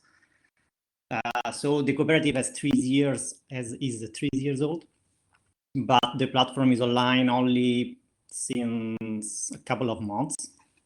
No, not a couple of months, but we opened our beta platform since a couple of months. So we are making some baby steps to be able to manage the flux of bookings and users that are interested in our project. Basically, the Airbnb is a platform co-op about home sharing. So as the name suggests, I guess,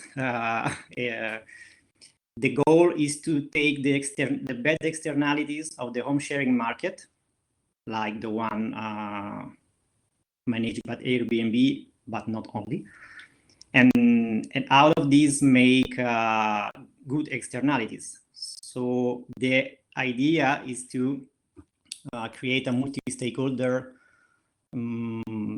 platform that involve locals at different level of governance. So far, we're still working on the technical side of the platform, and the multi-stakeholder side is still a work in progress. I know that you organized a few weeks ago a case clinic about Airbnb in Berlin, and I also met a few months ago Carmen with her with that project about tiny houses. So far, if you have any question, I'm here to give you some information. Let's say that Airbnb is a work in progress yet, and we will see what we will be become, because so far, let's say that the internal tensions of the group make the process really slow. So it's something, the shared governance is something really hard to work on, and even more in this time of uncertainty.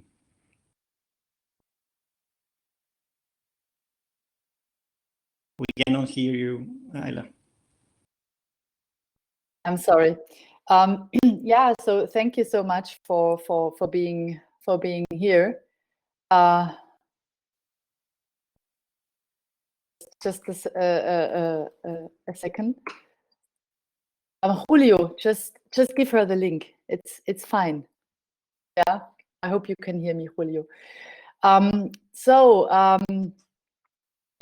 Just quickly, I'm so happy about Airbnb because it's one of the easiest examples to explain to people what a platform cooperative is, and I think Eugenio has really summed it up very nicely. As it's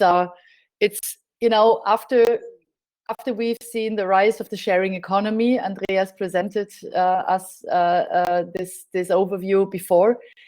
It became relatively clear that this sharing economy, for which Airbnb, Uber, and others have been the main icons, are not necessarily leading to the positive and community-oriented effects we would love to see.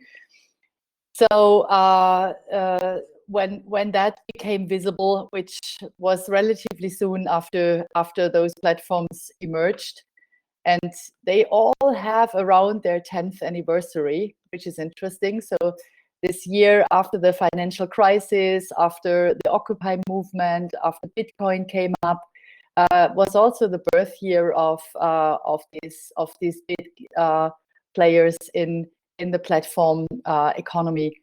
So that's also interesting side note. And I think it was in 2014 or 2015 when Sascha Lobo, a German journalist, mentioned this term platform capitalism for the first time. And when we, this was also the moment when we got an understanding of that the new economy was on the rise, and an economy that played by its very own rules, and which we do not really fully understand, and we also didn't understand the impact it had from the outset. But what became very visible relatively soon is the fact that that companies from the sharing economy, that they really interfered with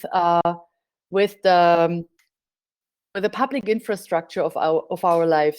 So whenever we have riders from Deliveroo riding the streets, they are we see them using their private gear. We see Airbnb pushing the rents up, Uber drivers, of course, also interfering with the public transport. So this is not just a market phenomenon, but a lot of what is going on this platform also has a real world impact on the infrastructure that is surrounding us.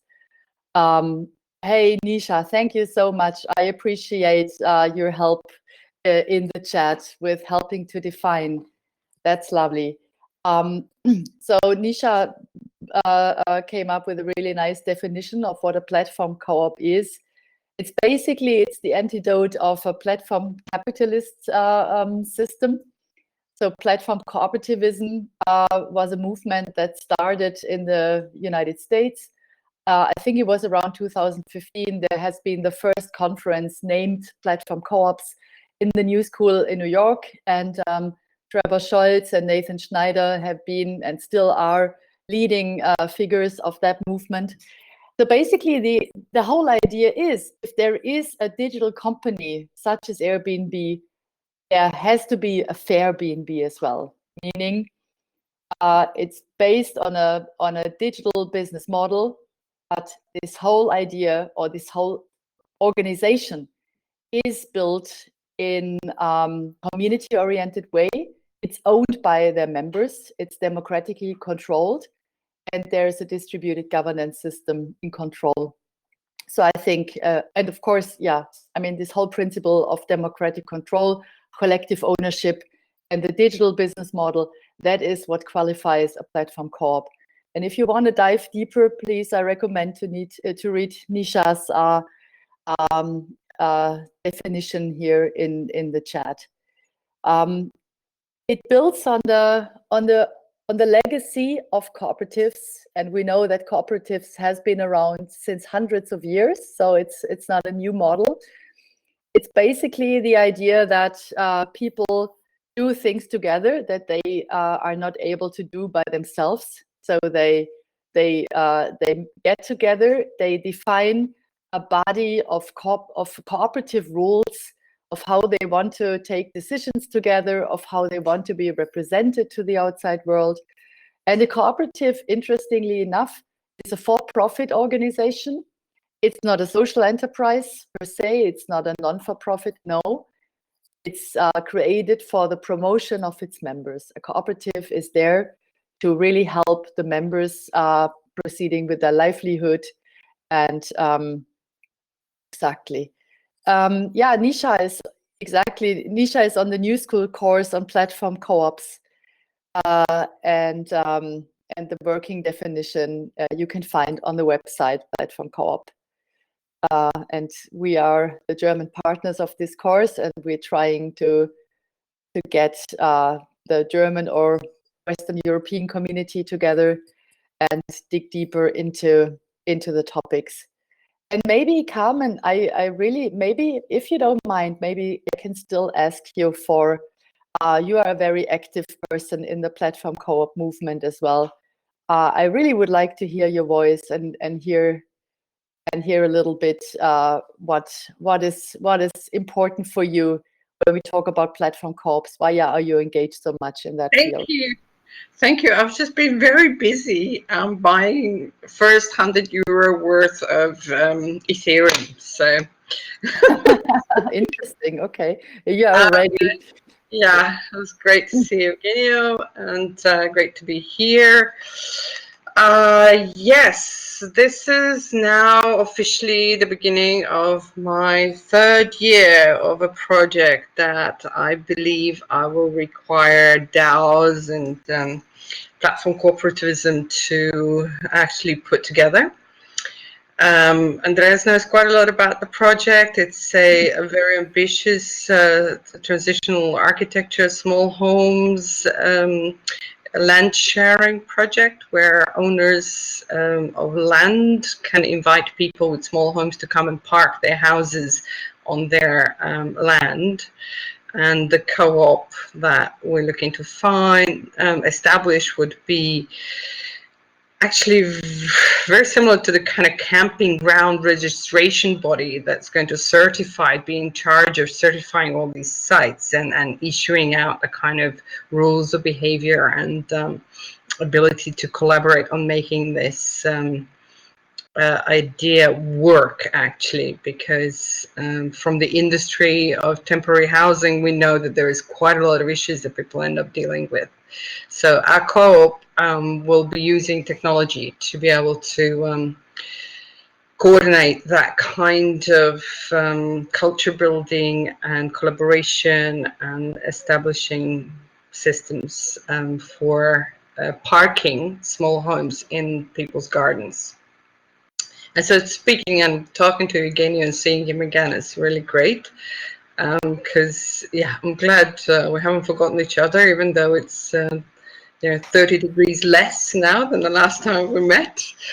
And yeah, it's very exciting to think about how we can carry this forward and what to do next. I mean, Corona and the current political situations in between have actually really created quite some kind of atmospherics, really emotionally. I think a lot of people stepping sideways and having different sense of confidence around what to do and how to work together. And I have a feeling that a platform-based business or platform-based communities will really flourish under these circumstances. But we do need to prioritize now the platform like business. Most of my first year of research was actually based on architecture and the physical aspects of the business. So with the platform cooperativism and the New York School and approach, I shifted over to taking tech more seriously, and I'm actually really caught up in kind of understanding what technological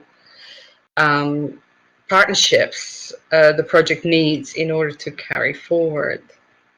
So yeah, it's great to have support from you guys and keeping this whole thing alive, even though it's maybe as silly as starting up a new Ethereum account just to see where I went wrong the last time.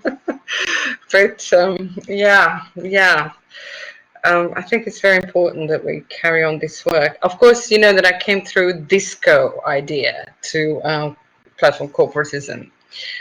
So the distributed cooperatives with feminist economy. So I'm still still be quite them as well. Exactly. Yeah, thank you so much, Carmen, and good luck with everything you're planning.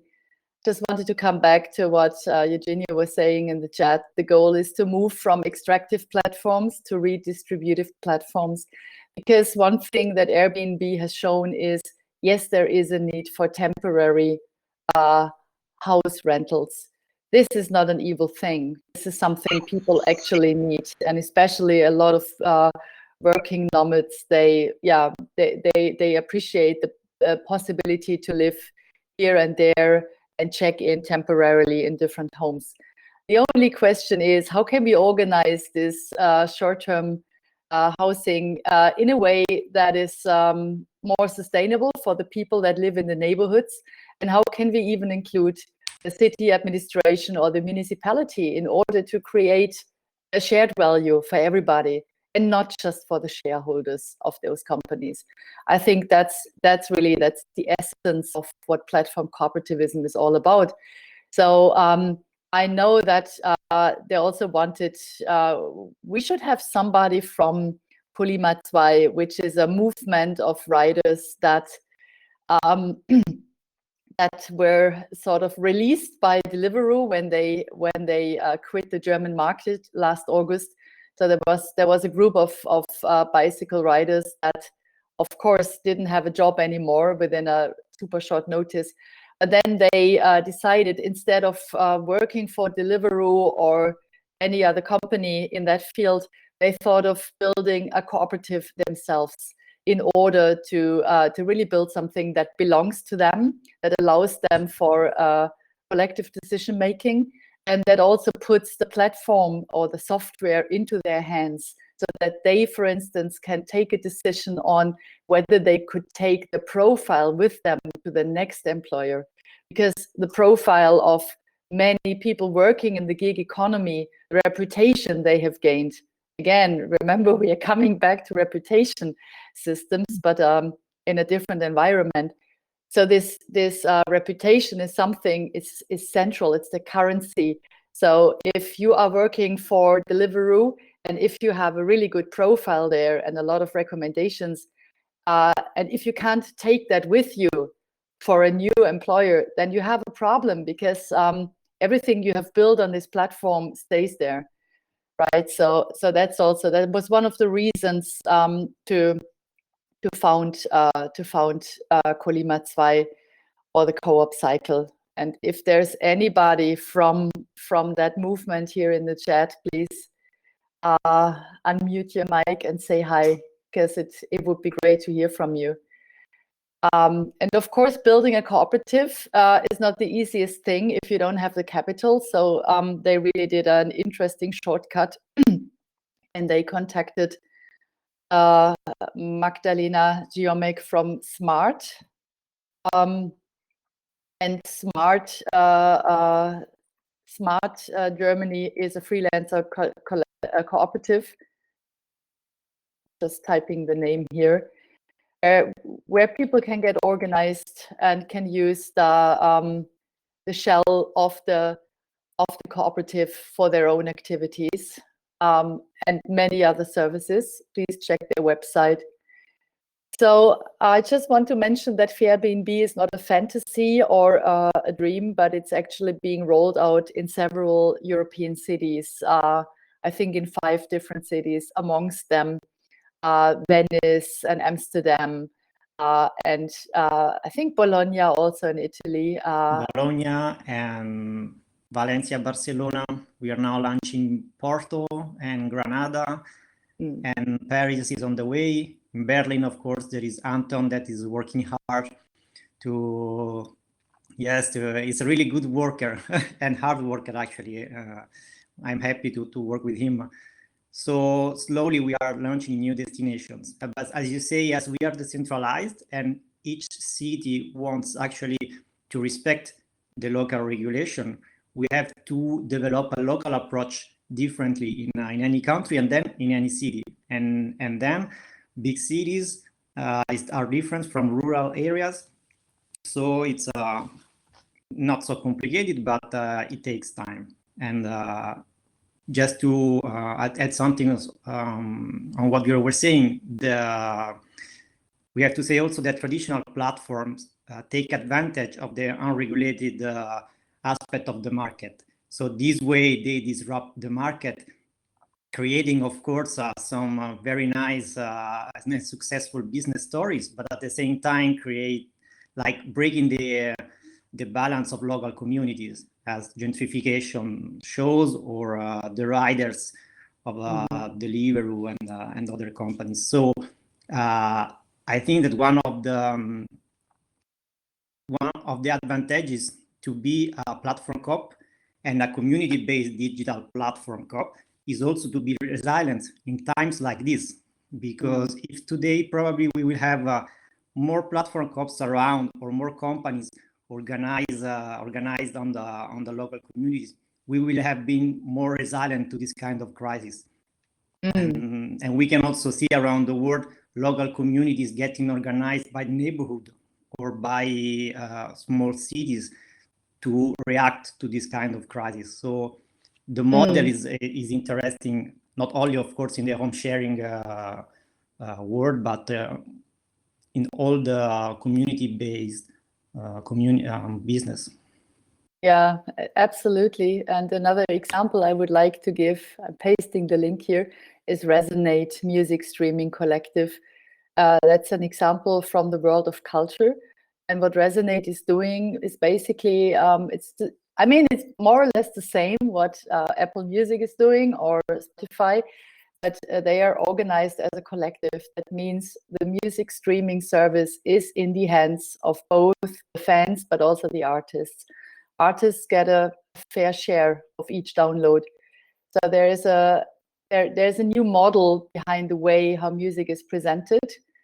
And also another really interesting dimension, because apart from the community care aspect that also Eugenio just mentioned, that artists are standing together, supported by their fans, to create a platform that is also different, not only in terms of the internal care structure or the money distribution structure, but that is also different in the sense that it's culturally a huge difference, because it doesn't just play, what people's mainstream taste is, but you get to hear music that you normally don't listen to in the top 10 on the radio.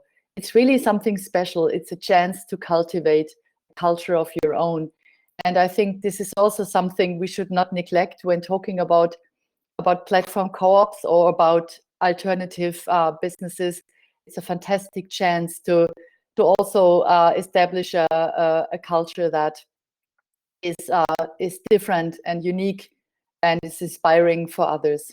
So just wanted to mention that.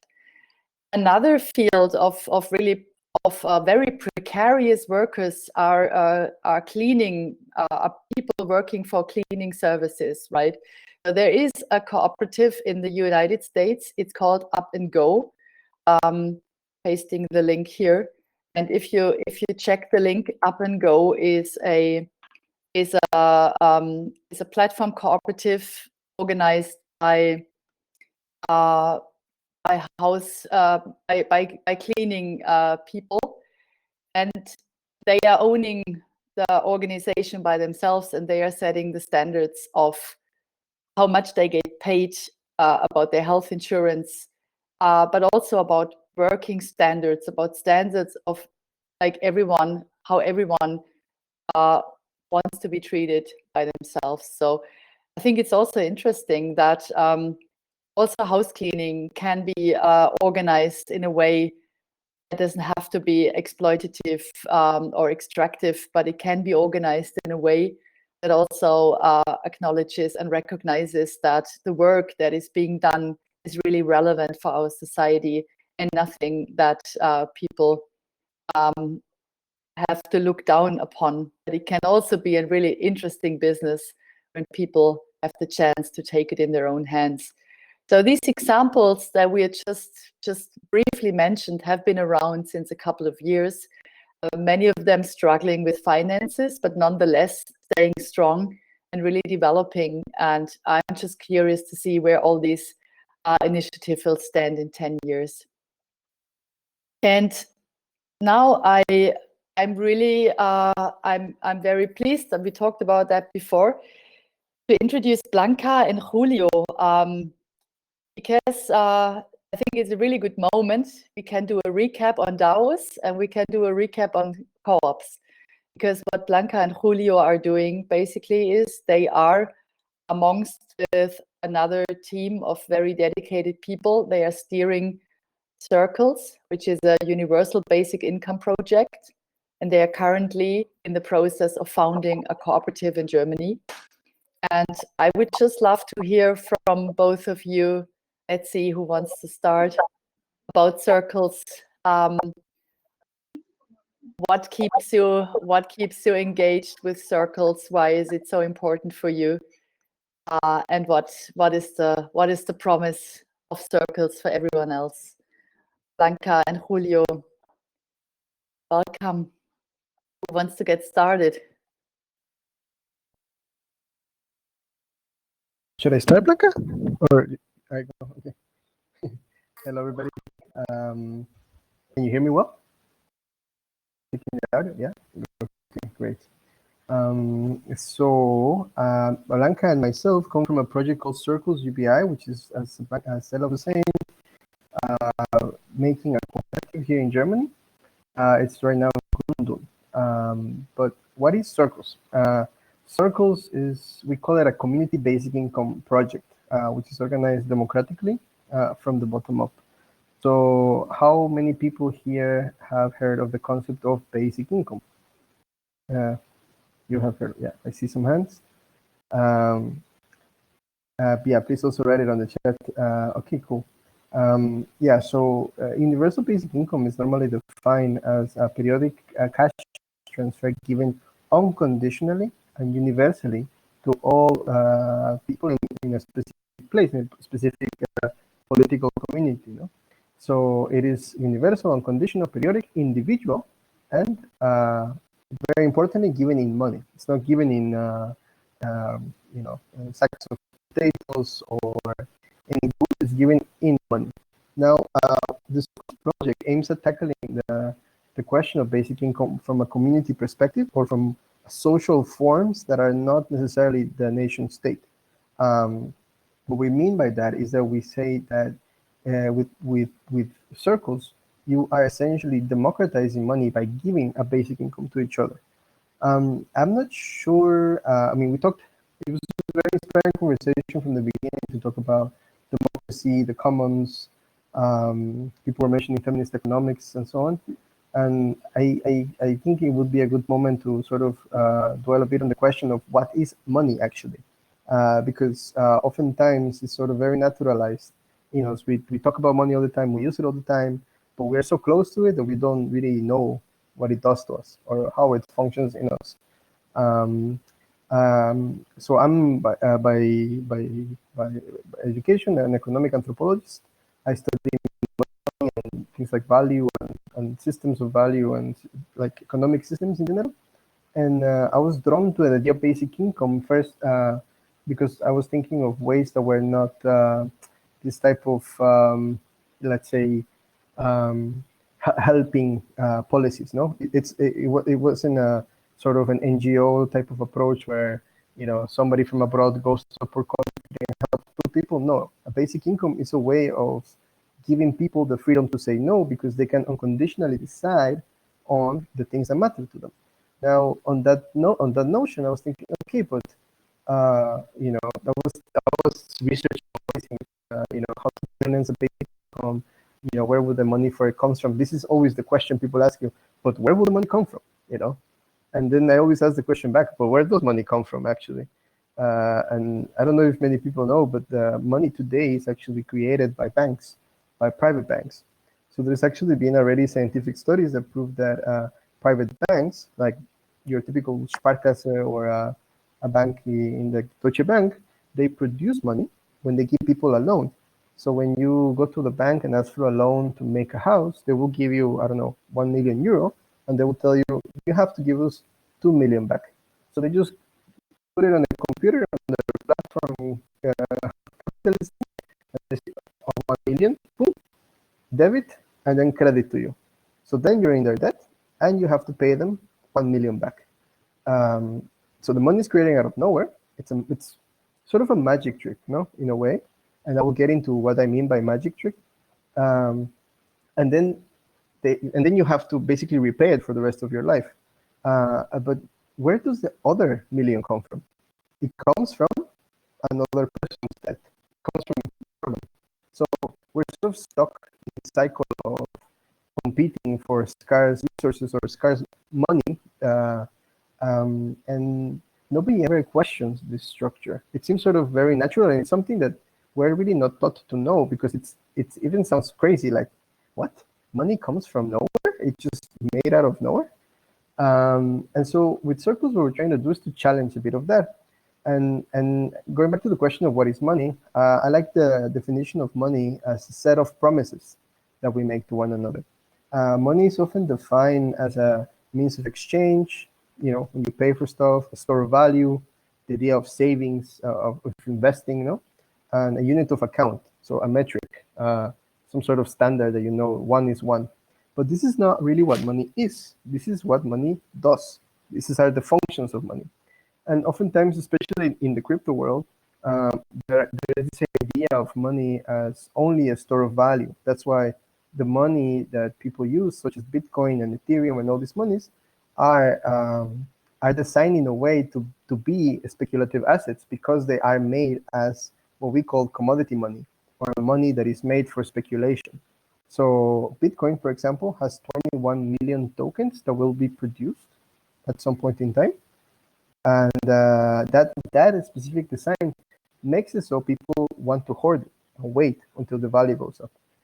With Circles, the production of money happens equally for everybody. So you can think about it as a grund, as a bedrock, where everybody always issues an equal amount of money without a debt. It's unconditional, and then you can exchange with each other, with people who you trust. So trust is a very important aspect of the system. It's funny now because we launched like about 10 days ago, and because of the whole dynamics of how the crypto world works, it became viral on Twitter and other social media, and we get all these random people asking for trust on the internet, which we think is actually quite ironic and bizarre, because a lot of the initial premises of blockchain was that it was a trustless system, and Circles is based on trust. So we say that because money is a promise, when you trust somebody, you're accepting their promises as real. So meaning, like, if I'm a Colima writer and I say I accept Circles, it means that I will accept it for the promise of my work or the promise of the service that I give. Now, I'm just going to talk a little bit about magic, if it's okay. So when I think it's important, because we're talking about digital platforms and sort of all these ways in which we're coordinating with each other online and so on and so forth. And one way in which to understand how money works is through this idea of the fetish or fetishism, which is this sort of power that humans give to an object, say this, and then different perspectives, different people, different subjectivities look at this object and they say, oh, this is God. This is the goddess of eventually everybody converges on this, and it becomes a God. Everybody believes it, and then this has power over us. That's how money works in a way. It's a piece of paper. It's an electronic, digital token. It could be also a computer. It could be also a phone or so the way in which we relate to objects, changes. Is it okay? I see Ela. Julio, there is some dark magic interfering with your audio. Oh. I think we are losing you. We actually can't hear you anymore. I think you need to recheck your audio. Plus, you are frozen. Never mind. Just check out and check in again, and we see you in a second. Maybe Blanca, this gives you the opportunity to give people an idea about circles, the universal basic income, and in the form of actually of a digital cooperative. So there's a lot of novelties together. Why have you chosen to shape up a cooperative? Oh, Julio, now you are back. Lovely. Oh. But I was just asking Blanca a question in between because I had no idea how long you would be I'm away. sorry. Can you hear me better now? Yeah. Okay. That seems to be better. Okay, cool. If it's okay, Blanca, I just want to finish this part because then we can move to the co-op stuff. Because you have to explain magic fully. I think it's important. So yeah, so the notion of the fetish is important because it's this thing that we give out to empower us. And oftentimes when we say we need money, it's because this money is really at the mercy of controlling everything around us. And so what we're trying to do with circles is really giving people the ability to make money on their own, unconditionally, just because they exist, and then exchange it with each other. So we talked a bit about governance, and for me, I always see this sort of lack of sort of a depth critique of what decentralization actually means, especially in the crypto world. And it's not like oftentimes in the crypto space, it's decentralization is sort of as this notion of the decentralization of people in a way. Like it's as if we can automate things and make them all run on a DAO or whatever, and then there won't be people needed to run anything. We often get this a lot when we show circles to people. They're saying, "Oh, but it's not really decentralized because there are people behind it who are like maintaining and caring for the system." And I think it's important to think about decentralization as in like decentralization of power. And we cannot only think of decentralization as our only goal, especially if we're talking about platforms, because there have been many cases in history of feudalist, parochial, very, very hierarchical, decentralized structures, like in Europe or in many parts of the world, in the Middle Ages, for example. So I like to think about, when I think about circles and organizing circles, it's about democratizing the economy, but it's doing it in a way where it's decentralized. It's based on the local areas in which you're on. So in our case, Berlin. But going beyond that, it's also thinking about self-sustainability of the regions that we're in. So, Berlin, Brandenburg, and so on. And the basic notion, I think, that connects all of this is the idea of confederation, or the idea of how do you connect all of the different cooperatives, all of the different local municipal assemblies by which people organize themselves as a way of making sure power is always at the bottom, and then you confederate structures on the way up. So in Berlin, you can think about it as Neukölln, Kreuzberg, Moabit, all the way converging to a city, and then from a city to what we know as the Bundes, and so on and so forth. So here I put a little quote that Murray Bookchin wrote about what is confederalism. And he calls it's a network of administrative councils whose members or delegates are elected from popular face-to-face democratic assemblies in villages, towns, and neighborhoods of large cities. The members of these councils are strictly mandated, recallable, and responsible to the assemblies that choose them for the purpose of coordinating and administering the policies formulated by the assemblies themselves. So power is always there at the bottom. It's a function. Their function is purely administrative and practical one, not a policy-making one, like in sort of a representative parliament, like we could have at the Bundestag, for example. And so with circles, what we're trying to do is to give people a tool by which you can organize an economy by allowing people to exchange with each other without the need for cash. So how it works in practice is we talked a lot about Airbnb, Colima, all these very, very interesting democratic, fair approaches to arranging the economy. Think of circles as the glue or the water that can connect them. So think of a farmer producing bio vegetables in Brandenburg. When they have their yearly cycle of production, maybe they only sell 80 or 90% of what they have, and then the 10%, sometimes they give it away, sometimes it rots, sometimes they don't know what to do with it.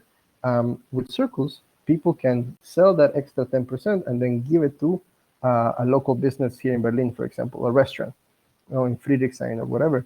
The distribution from Brandenburg to the city can also be done in circles via a locally, democratically system of distribution that is an alternative to things like Edeka, for example.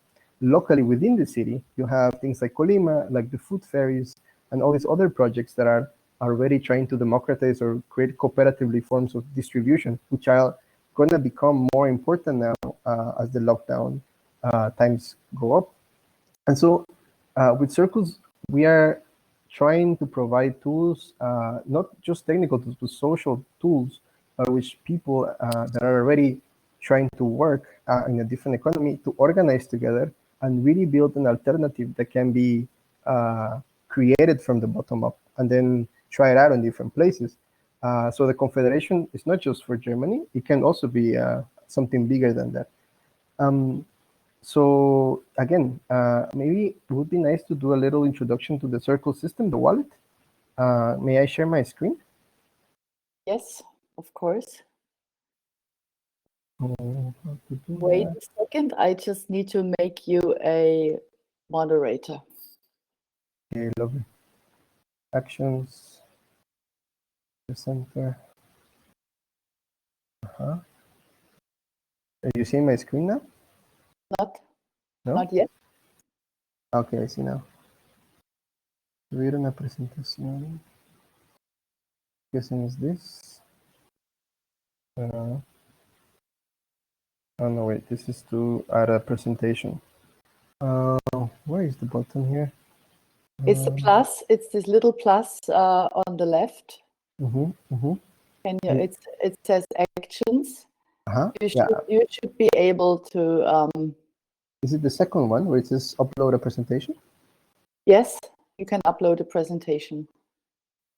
Oh. When you upload, you can then also press the blue upload button on the upper right. Then it goes relatively quick. Okay, I've done this, but it doesn't share yet. No? No, because I want to share a website. Is that possible? A website. Okay, then you can. Yeah, it should be possible as well.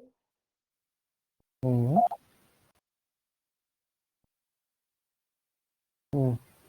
I can't test it here, but there should also be a screen sharing option.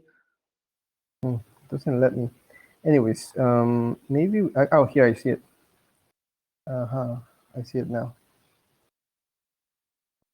Okay, here we go. Apologies for that. Okay, now it's happening. Can you see my screen now? Yeah, we can.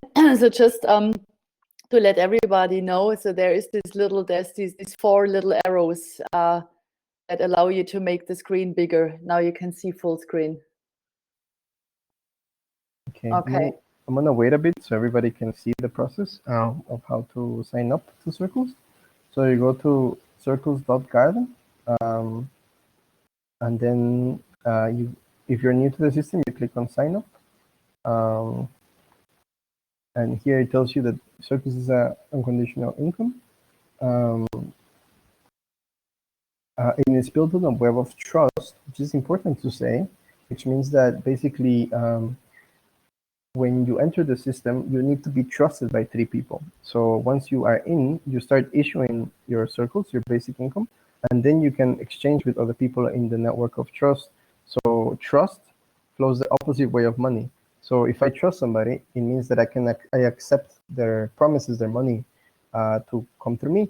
So this is important because it means that if I don't know somebody down the line, I can still exchange with them through the paths of trust that exist between us.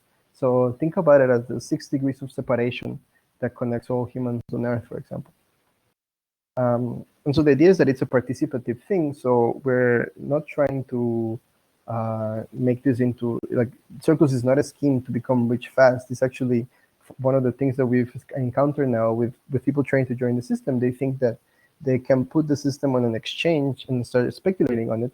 But in fact, because of the web of trust system and the way that the tokens are issued every day, they are meant to inflate over time and to lose their value. That's why it's called circles, because it's meant to circulate and not to be accumulated. And so that's why it's built as a means of exchange system, so people can build their own local economy.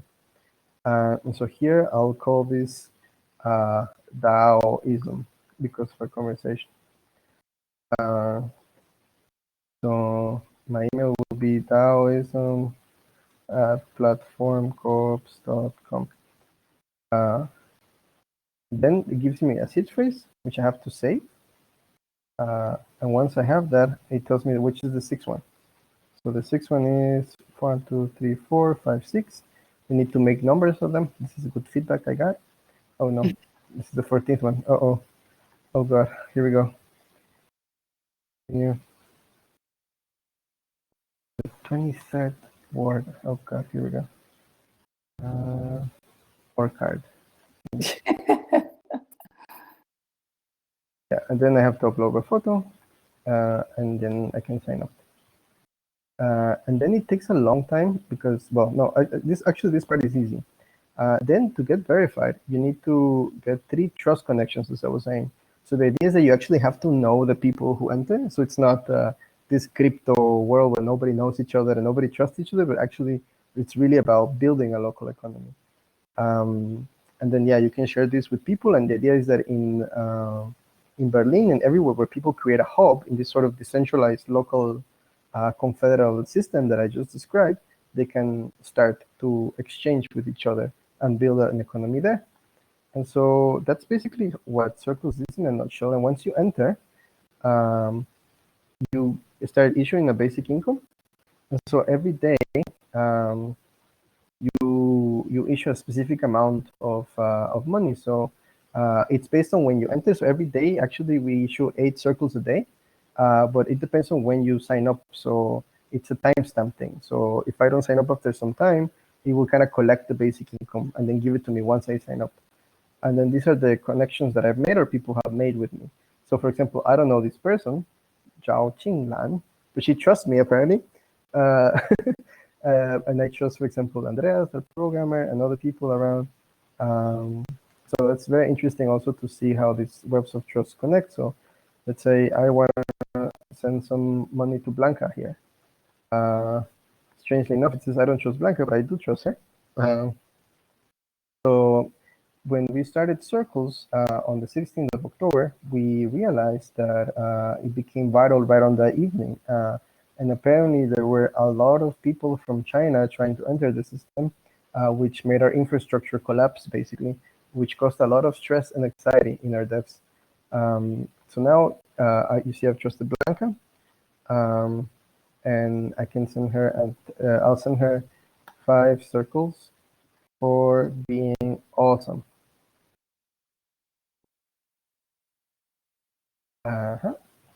And then let's see if the transaction works. So as I was saying, because there were so many people in the network, it became very slow and very hard for people to enter and to trust each other and so on. And so the devs have spent basically the last 10 days or more trying to improve our infrastructure. Yeah, so yes, I transferred 5 circles successfully to Blanca. Great. Yeah. Oh, Julio.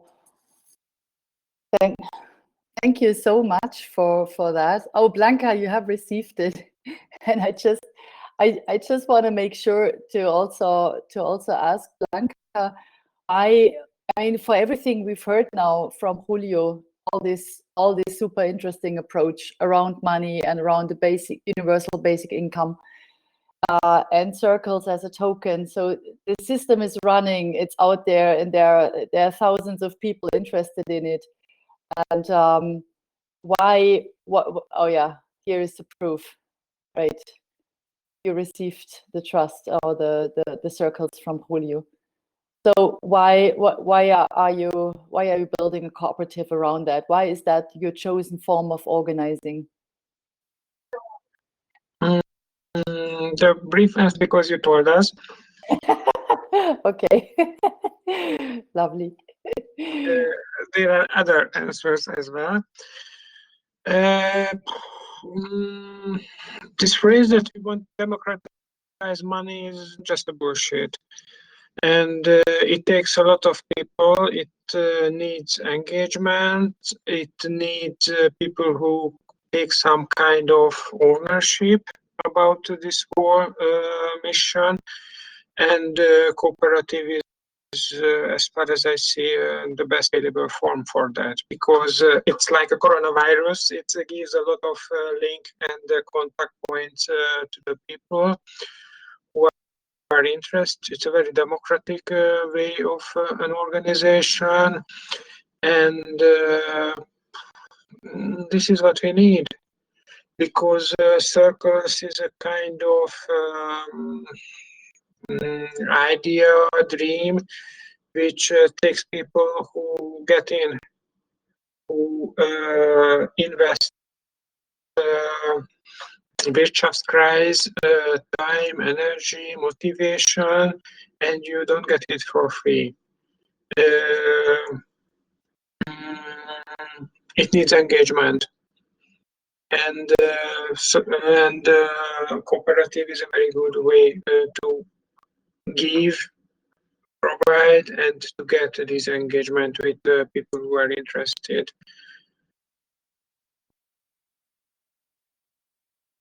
And that's why you said that we should establish a cooperative. Yeah, I think I'm really curious to see how it's going to play out and how people are going to use it. And also to see to what extent the Circles Cooperative can really serve in building local economies and creating livelihoods for their members involved. That was a lot of really interesting information and also a lot of complexity. But also what I really liked, thanks Julio for leading us through the process of wallet creation, because I think it can be really encouraging for those people that haven't tested it before. And I'm sure we will probably have more Circle interested people in the network after tonight. So thank you so much, Blanca and Julio. And maybe Blanca, please tell us, is there a chance to get to know you better, to meet up even physically, or do you have regular meetups? When is the moment to meet you guys and dive deeper into circles? The next time is the next Wednesday, because we will organize assemblies in every first Wednesday of the month because of Corona regulations and because we an anti-royalist organization and we are against any kind of coronas. We will have it online. You can find us on Facebook, Twitter, and on Meetup.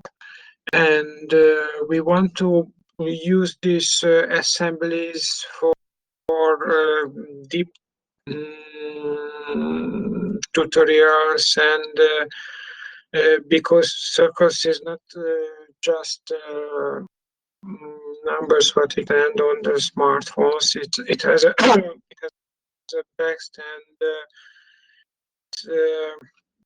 I will soon publish a video on Vimeo where our users talk about why they are interested in Circles. And for me, and one of our users was one of the best or most interesting reason in engaging Circles is that you will be aware that you don't understand the shit about how the economics and how euros are functioning.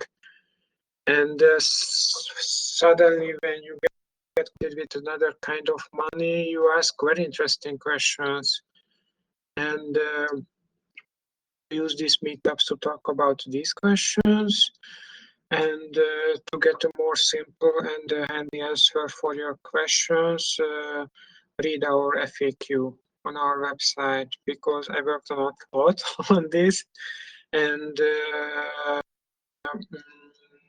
it's really not easy to understand what is Circles, and the second question and the second stage is to understand why it makes sense, why it is good.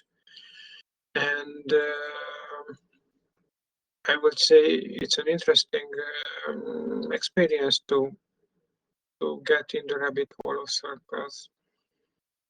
Great, thank you so much, Blanca, for this. And yeah, every first Wednesday in the month is an opportunity for everybody to meet the lovely Circles team and get to know them, and also getting engaged. And Circles is currently especially looking for shops and enterprises and organizations that are willing to accept Circles in order for really building this local economy. And that is one of the major challenges right now, to really start with real transactions and try to see how it will work. So yeah, thank you so much. And I was super glad to see the widespread interest around Circle over the past weeks. I hope it will go on, and will be joining the cooperative and helping the movement to grow. It's good for you that you were happy to see that we were scared and shocked because of this interest, and actually we still washed away by the flood. So be patient with us if we don't answer your questions. It's fine. I think that's the growing pains, and no matter what organization we are talking about tonight, I think all those have these growing pains. Thank you so much, Blanca and Julio. And yeah, we are actually entering the final hour of our marathon, of our Organization Design Marathon. And we still have two super interesting projects to hear from.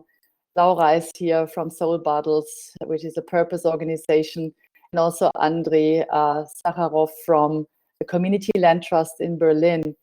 And while there is still super interesting discussion going on in the chat around Circles and also some clarification of questions, I would nonetheless like to ask André to join us here. Hi. I'm so glad you can be here tonight to talk about the Community Land Trust, because I think it's a revolutionary movement that you guys have brought up, and yeah, I would just be super happy to hear more about it. And André, I'm asking myself if I should make you a presenter, if you want to try to share to upload your presentation or share the screen. Yeah, I think it's a good idea. I will try. Let's see. Mm-hmm.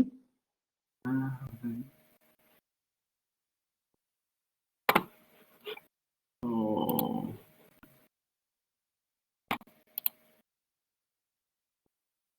Does it work? I'm in the process. Okay, so this here. Who have heard of CLTs, Community Land Trust, before? Maybe in your own countries, this is already a thing. Would be curious to hear or to see in the chat who came across Community Land Trusts. So yeah, actually earlier, I can't see the chat now, but earlier there was somebody who wrote from England that they are involved with Community Land Trust there. Yeah, I think I uploaded the presentation now. Can you see? No, not yet. Yeah, doch, we can see it. It's here. At least I can see it. It's showing up under the. Yeah, Julio, the others also saying it's perfect. Yeah. Cool. Okay, so you can just make it bigger. If you have the video images, you can just enlarge it by those 4 arrows, and everyone can see the presentation. Great, André. Yeah, my name is André. I've been part of the initiative setting up a community land trust in Berlin for the last 2.5 years. Before that, I lived in London and was active in a community land trust there, kind of learning from the people there, and then I became involved with a group of people here who've been inspired by this model for quite a while. And in talking about it now, I will mostly talk about the organizational setup, like more like the legal setup and that type of information, less about how we actually got here and what kind of projects we're actually working on right now. But I mean, if you ask questions, I'm totally happy to answer. So on the main idea, community land trust, it's nothing new what we are doing. It's just it's a movement which has been growing all over the world. And we are only the first ones to do it in Germany, trying to create a first role model of how we could set up in the German legal context. So that's kind of where we are pioneering, but the idea of it is something we're just being inspired by. And it's really about kind of rethinking ownership in our cities, and in order to create a solidarity-based organization, a solidarity-based regime of using buildings and ground. So it's a building for long-term stewardship of our city, or more specific of buildings which we can put into the trust, and the land which we can put into the community land trust. And the organization we call it in German language Stadtbodenstiftung, so City Ground Foundation, and it's kind of our take on the term of the community land trust. Just understanding what the community land trust is, it's good to understand where it comes from. And the first time this term was really used, it came into being during the civil rights movement, and it was inspired by lots of other forms of common spaced land ownership, from like kibbutz in Israel to certain movements in India, Gramdan, or like the garden cities in England. And then some activists, part of the civil rights movement, they said it's actually quite important for Afro-Americans when they set up their in order to become truly free and independent, they had to create some type of collective land ownership. And there they used this format of community land trust. And from there it developed, and now there are more than 100 community land trusts in the US, and there are more than 100 also in the UK, and now they're springing up the model in France and in Belgium. And as I said, we are now trying to set it up in Germany. And basically, to start with, EV has three main principles. So it's community-based, so it's a community-run organization. Importance is land, so it's an organization that owns land. And it's a trustee, so it actually holds land as a trustee for specific social purposes. So for people who otherwise wouldn't have access to using the land or the buildings on top of it. So we transformed this model, the CLT model, and developed the Stadtbodenstiftung, and it's already this kind of the first act. So there are hundreds of community land trusts across the world, but they all, when you put them, they have very easy principles, but always when you try to put them into practice, you always have to adapt them. And they always have to have like a local adaptation. Like you have to understand, what do you mean by community? How do you want to make it work? And all these terms you have to kind of find local definitions for. And this is what we're doing in the first year, trying to understand how we can actually make it relevant for the Berlin context. And we stay with kind of main principles of it. So it's a local organization. It's not supposed to grow beyond Berlin, or maybe a bit of Brandenburg. That's where it can be active, but not like going to other cities. Even though they're very welcome to advise other groups to set up similar foundations. It always has a social purpose, so it's not just securing land for anything.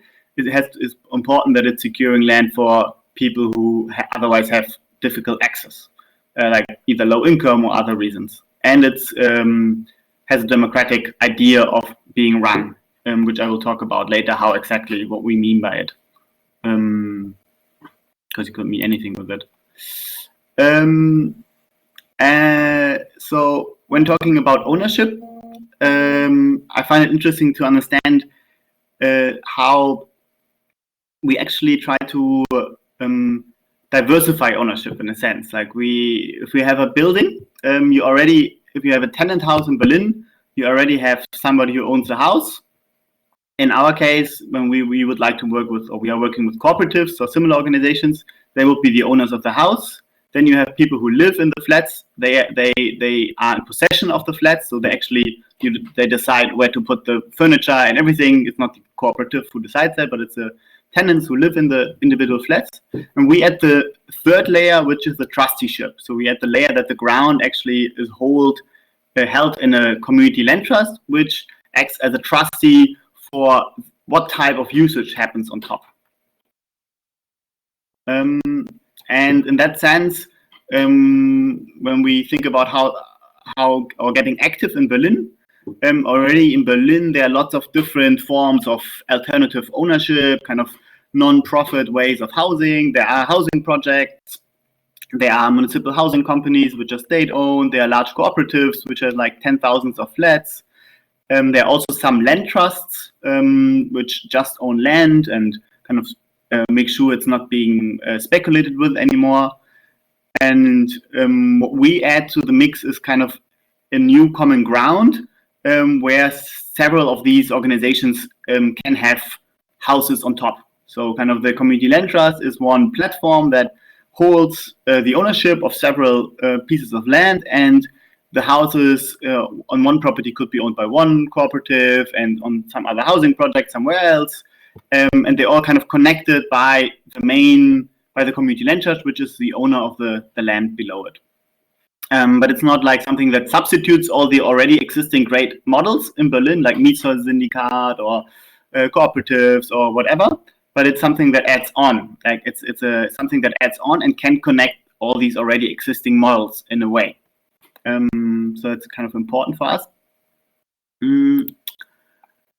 And what already said earlier and showed in this picture of the kind of diversified ownership is that there's the one aspect of how we make sure that the land is used in a more common oriented way is that there are multiple people who have something to say when talking about the land. So you have the residents and tenants who have something to say inside the building. You have the cooperative or other non-profit association who runs the house, which has something to say and kind of takes care of the users and its own interests.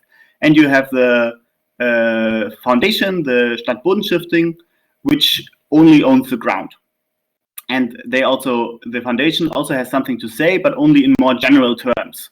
So this is made by using kind of a legal framework of a leasehold contract. So the house is owned by kind of a cooperative, and the land is owned by the foundation, the Stadtbodenstiftung, the CLT, and the leasehold contract, which runs for maybe 100 years or can be even longer,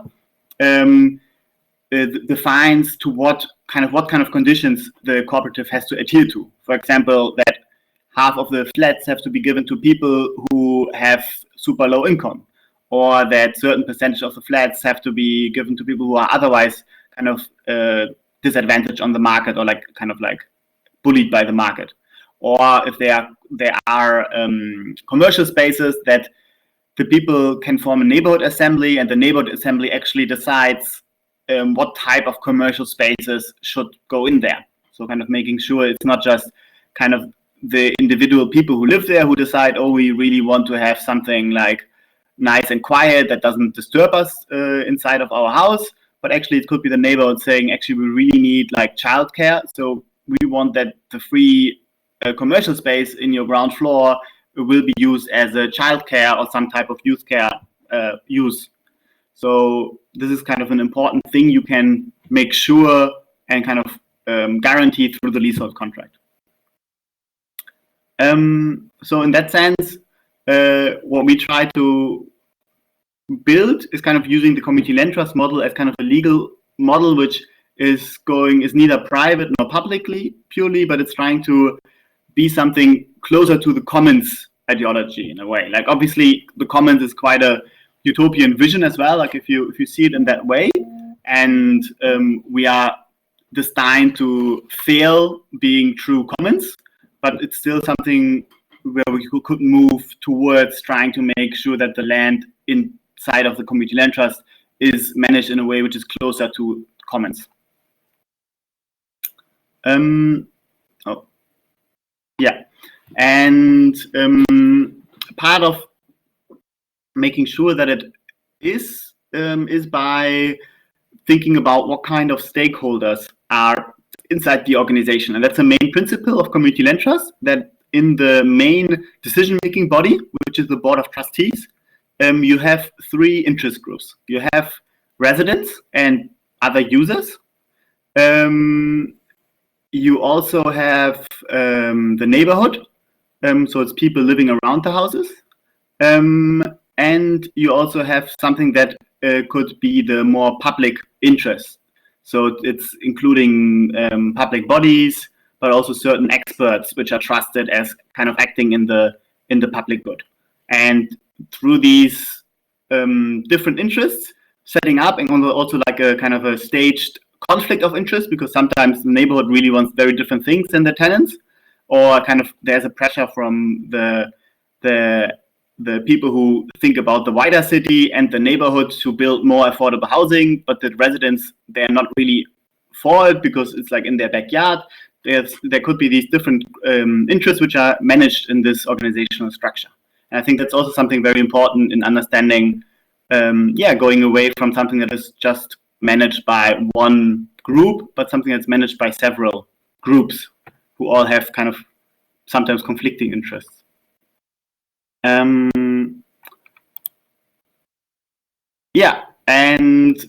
What I want to talk about a little bit is how we actually set it up into German law, because that was kind of a main struggle for us to kind of understand what we want, but then how do we show it in German legal framework?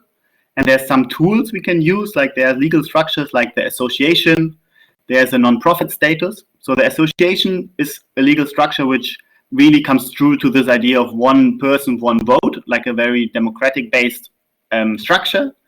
The non-profit status really comes through to the idea that none of the profits are going into private pockets, that they're all either reinvested or used for some type of charitable purpose.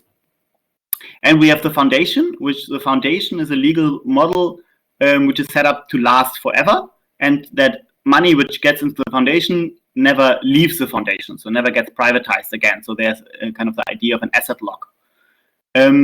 So using the German law system, we kind of created a charitable foundation, which is very much has lots of elements from an association,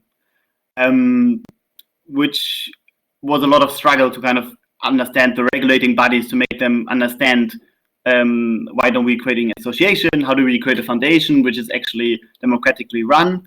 That was kind of setting that up, creating a bylaws for this, and then making sure that the legal bodies approve of it is what we are actually still in the last steps of making that happen. And then again, it's all about talking, like what kind of principles do we want to secure and which are important for the community land trust, and how do we secure it in our organizational design and kind of our legal setup.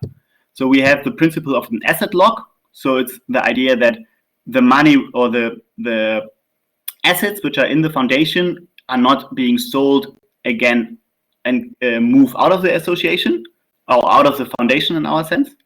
And that's something we secure through our bylaws, our statutes, where we really say, okay, if one's land is inside the organization, it's bought by the organization, it can almost never move out again. And even if it moves out, the money there's no interest in it because nobody can profit from the money which is being generated there. So that kind of makes sure that land which is once inside the foundation will never be sold, so never be speculated on, not even by the organization itself if some other people run it in 20 years, which are not us who are all idealistic. So the other idea is democratization. So that's kind of about making sure that we have these different involvements from residents, but also neighborhoods and on many different levels. And that's something we are creating through a community statute and through having a body which is like a membership, and who are kind of informed and know about the organization and play an active role in shaping where it goes. And then the community-oriented use of the buildings, we secure through the leasehold contracts, which I talked about earlier. So that's also using the legal system to make sure that we can make sure that the buildings are being community used for basically ever, because we can create these contracts which last for 99 years or even longer. We could create contracts which last for 200 or 300 years. And the last point is kind of securing that the land rent, so the profit from the land, stays in the local community or for use useful for the local community, is what we make sure happens through the non-profit status. And there we have kind of a securing authority, the finance authority. So for us, it's important to understand we have these principles, we have somewhere where they are secured, and we have some type of external group, external to the executives, external to the main people, core people running the organization, who make sure it's actually being adhered to. Because we kind of saving not only the organization for ourselves, if one day we change our mind and become greedy or whatever, but we're also changing it for the people who come after us. Because this organization is not supposed to run 5 years or 10 or 20, but to run for 100 or longer. So it's kind of really set up for a very long-term vision. Yeah, I mean, what we are also kind of learning is also by kind of setting up all these controlling mechanisms, which are very important for us to kind of create a secure organization, which kind of long-term stays with a specific purpose.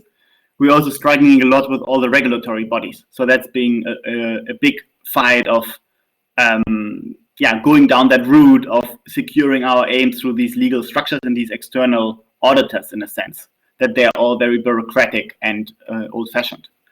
And there's also this kind of discrepancy, like how dynamic can we be versus how secure do we want the organization to be? Like how secure do we want the original purpose to be also the main purpose in 1, 2, 3, 4, 5 years? Yeah, I think this is basically it, what I mainly wanted to share. We're right now in the founding phase. So we collected endowment money, like 140,000 euros this last year as kind of our starting money. And we found lots of people kind of being responsible in taking over the work in the different bodies when starting it. And now we are dealing with the finance authority and the foundation authority to give the last legal permission of actually making it happen. And we really hope that we make that happen this year. We also got funding from the government, the state government of Berlin, 100,000 euros for this year and next year. So build some kind of a support there. That's where we are currently. Wow, thank you so much, André. This is an amazing example of a project that serves many and that really has a long-standing effect on the city. I'm wondering to what extent are people here in this group able to get involved? Can we all become Stifter, founders? And what do we have to do in order to get engaged? I mean, yes, everybody is welcome to be a founding. We still it's still open until we give in the final set of documents, hopefully in 3-4 weeks. I mean, one of the founders is with us here, you, but everybody else is also welcome to become one of the first founders. We did a campaign and we have more than 120 people who give this first 140,000 euros, and people started with 50 euros to giving up to 5,000 euros. And it's a very diverse set of or range of people and organizations giving the first money. So everybody is very welcome to join it in that way. And this is the main way of joining it currently. And as soon as we set up we are finally legally registered, we are on our way to secure the first buildings. And then if this happens to be in your neighborhood, you become active through the neighborhood, or you actually live in it, then you can be active as one of the users. But these are the 3 main rules. You're either giving the money and then you're active as a kind of idealistic kind of a member supporting the purpose, and this is what we really need in the beginning. Or you can be somebody active through the neighborhood or the user later on when we realize the first projects. Okay, hey, let's all become co-founders, really. It would be lovely. Yeah, so it would be great.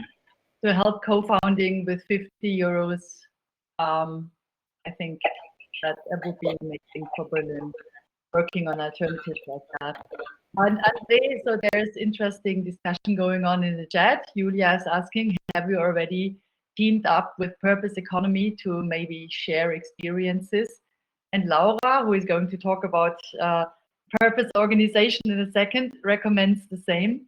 So what's the status with, because you just mentioned the purpose, so are you teaming up with the Purpose Economy people?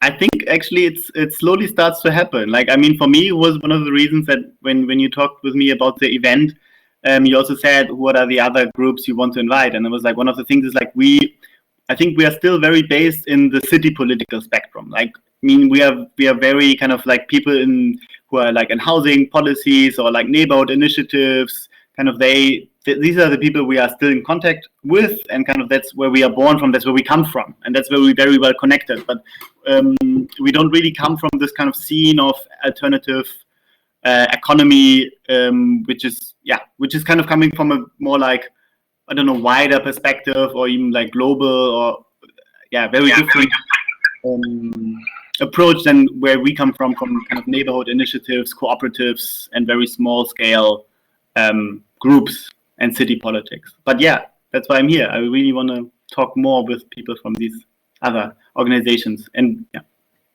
yeah, lovely. Thanks so much. Also, thanks a lot for being present and asking questions for the other presentations. If people want to know more about the Stadtbodenstiftung, the Community Land Trust Berlin, there is the link. And Julio is asking, are you familiar with the community-supported agriculture ownership models? Stuff like Kulturland.de, buying back land from speculation and giving it to farmers.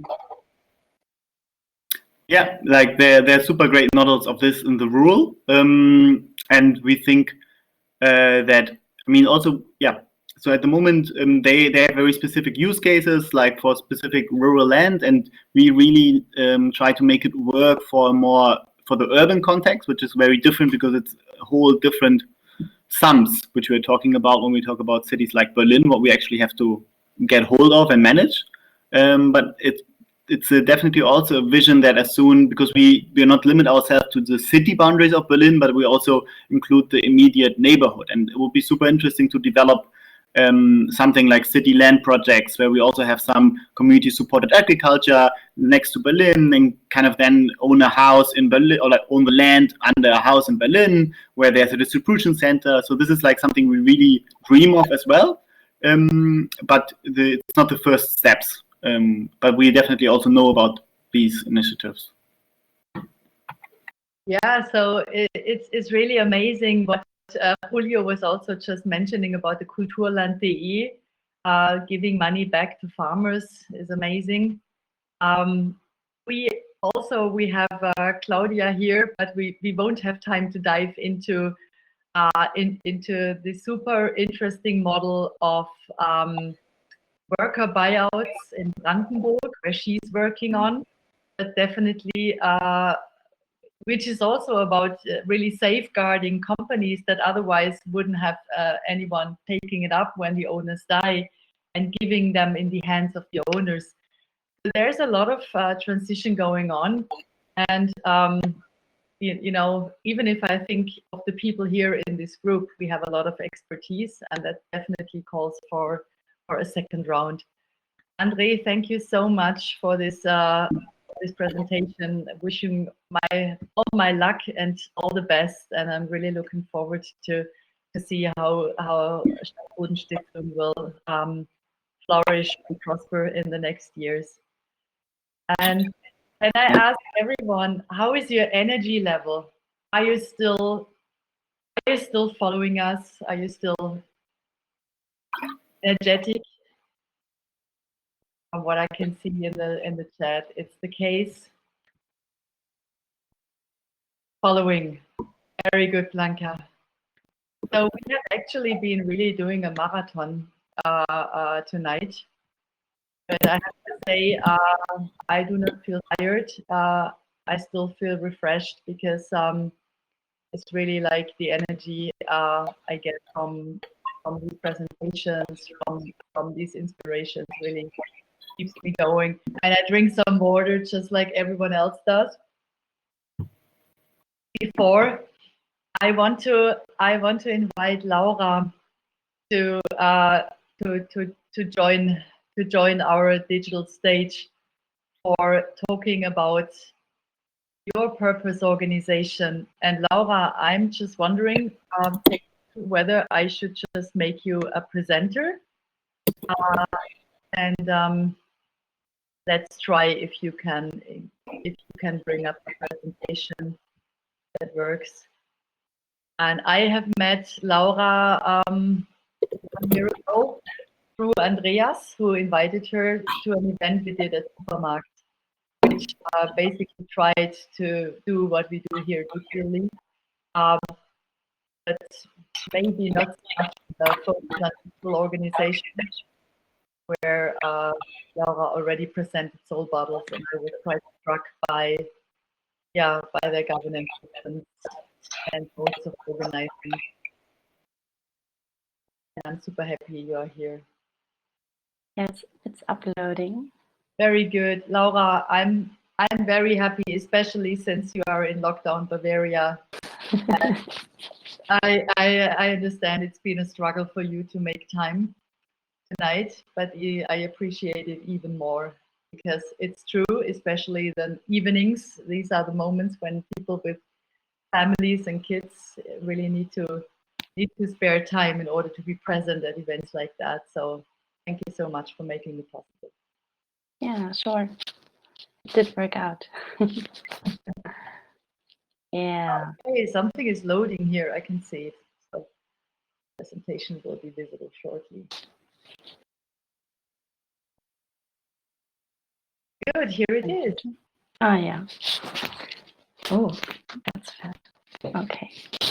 Okay. Hello, everyone. At the late hour.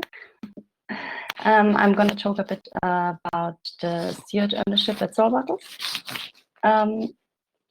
I just quickly say we are producing glass bottles for drinking water. Our purpose is to animate people to switch to tap water, to quit all single-use plastic bottles. And we have a cooperation with Viva Con Agua since the very beginning. So from every bottle sold, €1 goes directly into a wash project, water sanitation and hygiene.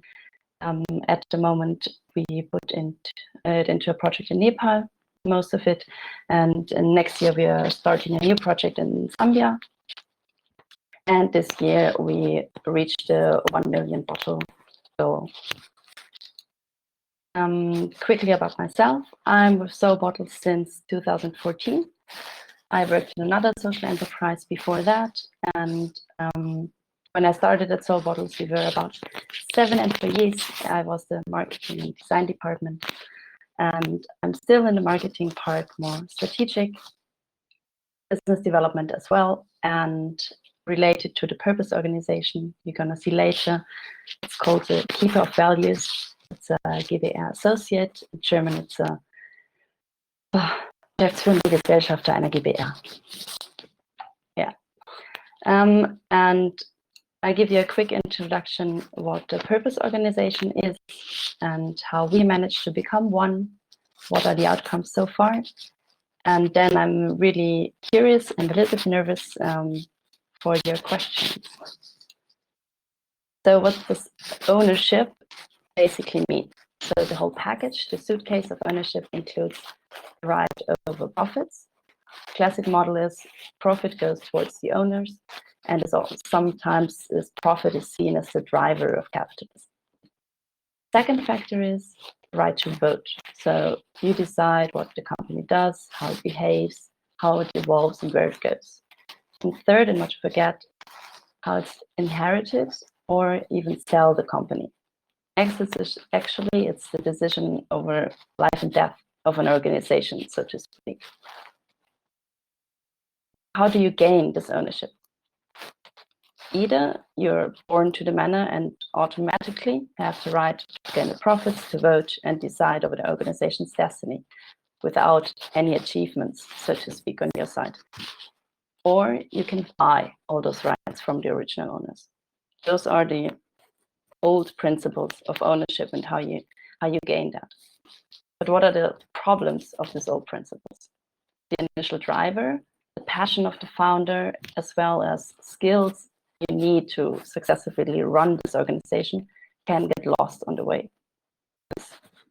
Not every inherent is made to run a company.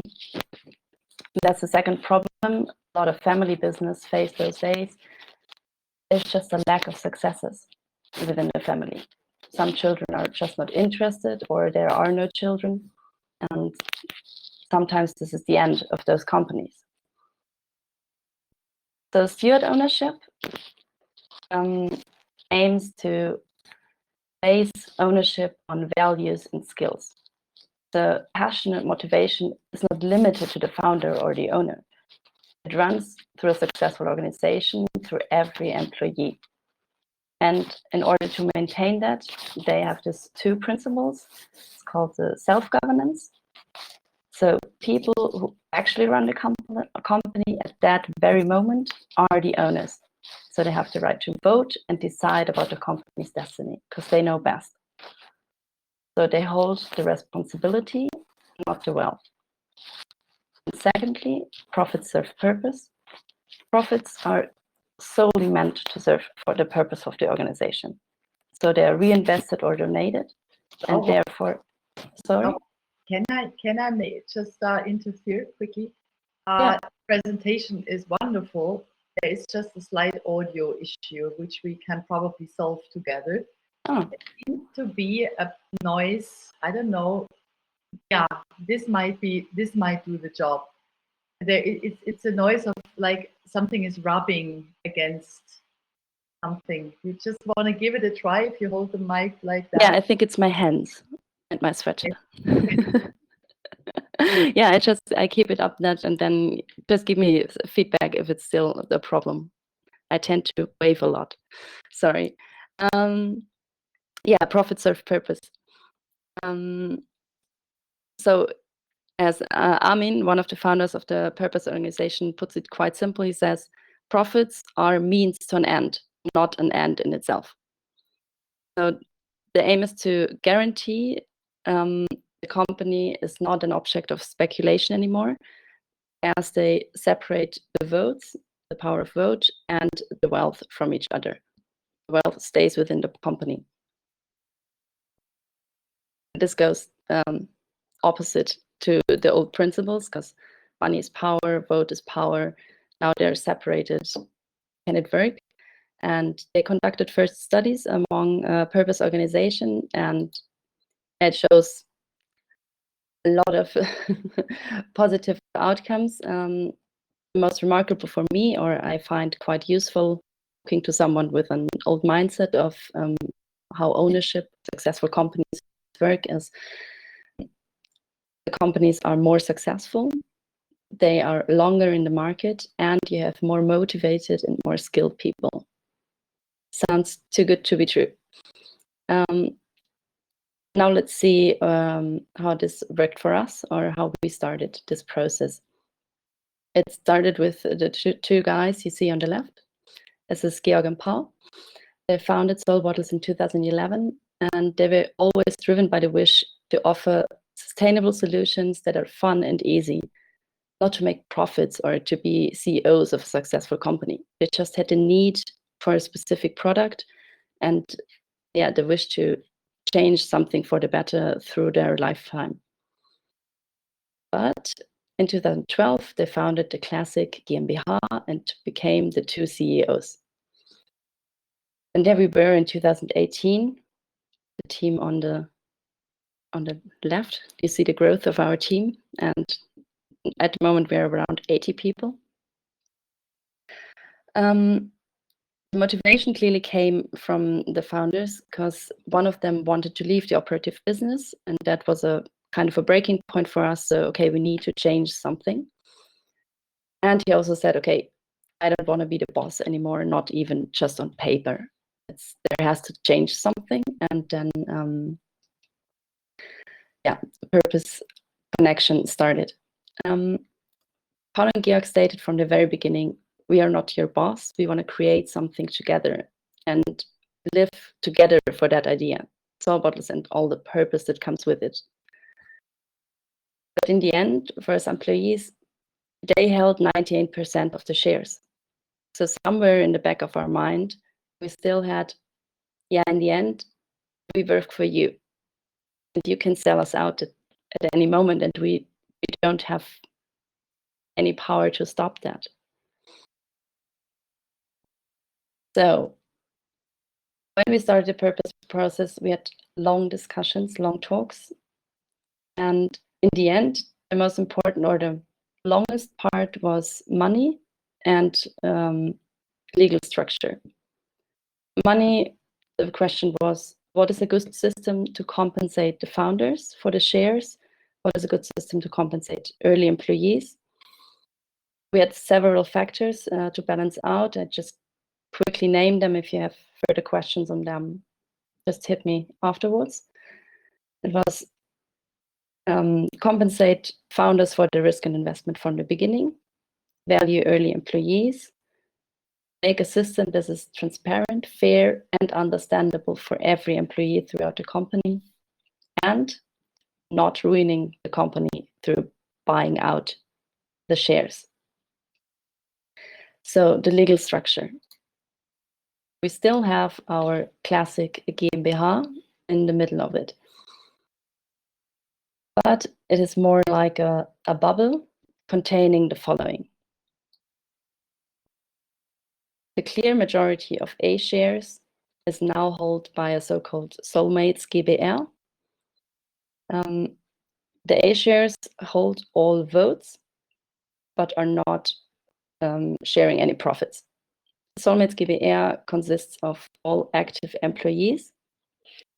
GbR was chosen as it's, on the one hand, it's rather easy to enter and to leave it without huge legal effort compared to German laws. Liability remains with the GmbH. Then there's one symbolic percent that goes to the Purpose Foundation. They call it the golden share, and its sole purpose is to guard the organization's purpose. So it cannot be changed. They have the veto right. They are like the guardians of the purpose. And this is, they called it the golden share and the golden share model due to that.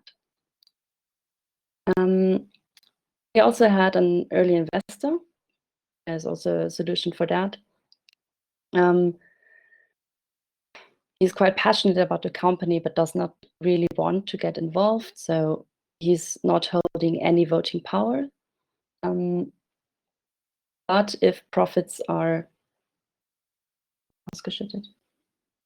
if we decide to spend profits into the GmbH, he would get his fair share. But it's not planned at any point in the future. What were the problems? It's really complicated and exhausting and to execute with all the people involved. You somehow need to buy the shares, so the soulmates GbR needs to hold the shares on some legal level, so needs to buy them from the GmbH. There's no way around that. There's one very extreme example from Christian Kroll, the founder from Nicosia. He just gifted all shares to his team. As he said, he doesn't want that kind of money in his account. The value of Nicosia was quite high at that point. We found a model to do that over time, with all people involved being happy with it. But as I said before, liability remains with the GmbH, and liability still is a problem because we need liable partners for the GmbH in Germany. You need to write people down who, when all is going down, who are liable in the end. At the moment, we have 3 employees from our company that are written down there. They get some extra every month for that risk, but still it's mainly based on the belief and the passion for the company. It's not a real benefit they get every month. So how did it change for us at Soulbottles? I would say that in daily business, it did not change that much, as we are organized via holacracy. We already have quite flat hierarchies. It's based on self-management and decentralized power. We believe that people are whole people within the company, this wholeness factor. They're driven by purpose. And yeah, as I said, it's based on self-management. Those are the 3 factors of reinventing organizations by Frédéric Laloux. And those came with Paul and Georg from the very beginning. They read that book and said, okay, we need to do that. So I think it was already, we were on quite a good path, I would say. So the change was not that visible, but it changed something, I would say, more on a deeper level. So when I do big strategic decisions or something with a high risk or something really new, before that, I thought a lot about, okay, what would Paul think? How would Georg do it? How would they judge if you're my decision in that point? Now I try to think more about, okay, does it bring the organization more towards its purpose, feed the purpose, or why are we doing it? So the questions I ask myself changed more away from the founder towards the purpose, more purpose driven. And I think it's a more a side effect, but I think this founder bubble or this myth around the founders changed, and with more and more spokespersons that go out and talk about Soulbottles. It's not just the founders anymore. It's my colleague Patrick or my colleague Marian, Tara from PR, or myself. And companies, magazines, events start asking for people from the team instead of asking for the founders. I think it's not solely related to that, but it came along with it, and it's it's a really nice development, I would say. Of course, we still have charismatic persons like Paul, our founder in the company. I can't really divide if it's just because he's the founder or he's good at what he's doing and is a charismatic person. I think it's somewhere in between. But I think people can't turn off. So, okay, he's the founder. He's longest here. It's still, running through. Another challenge, I would say. Not everybody in the company wants to take part to such an extent. We already have it with holacracy, because working on the organization is also quite a big part. It's not for everybody.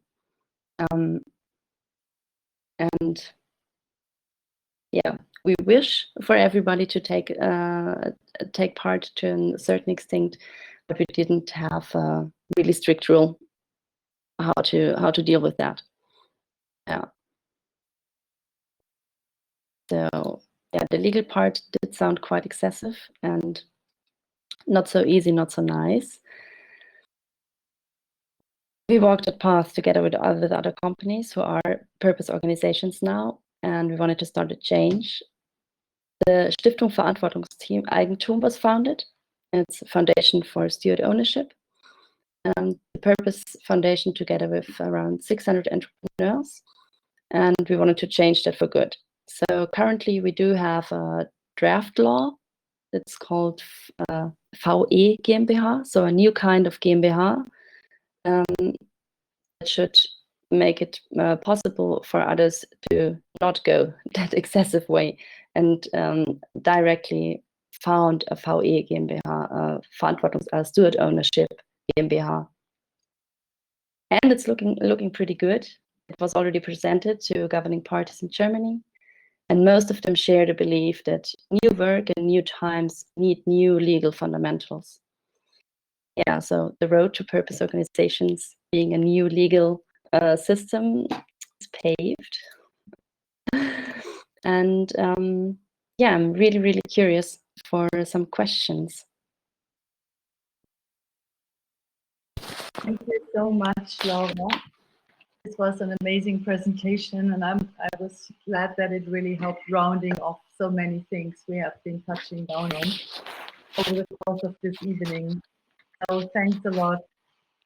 Do you have any questions for Laura? Questions on steward ownership? On thank yous are coming in the chat.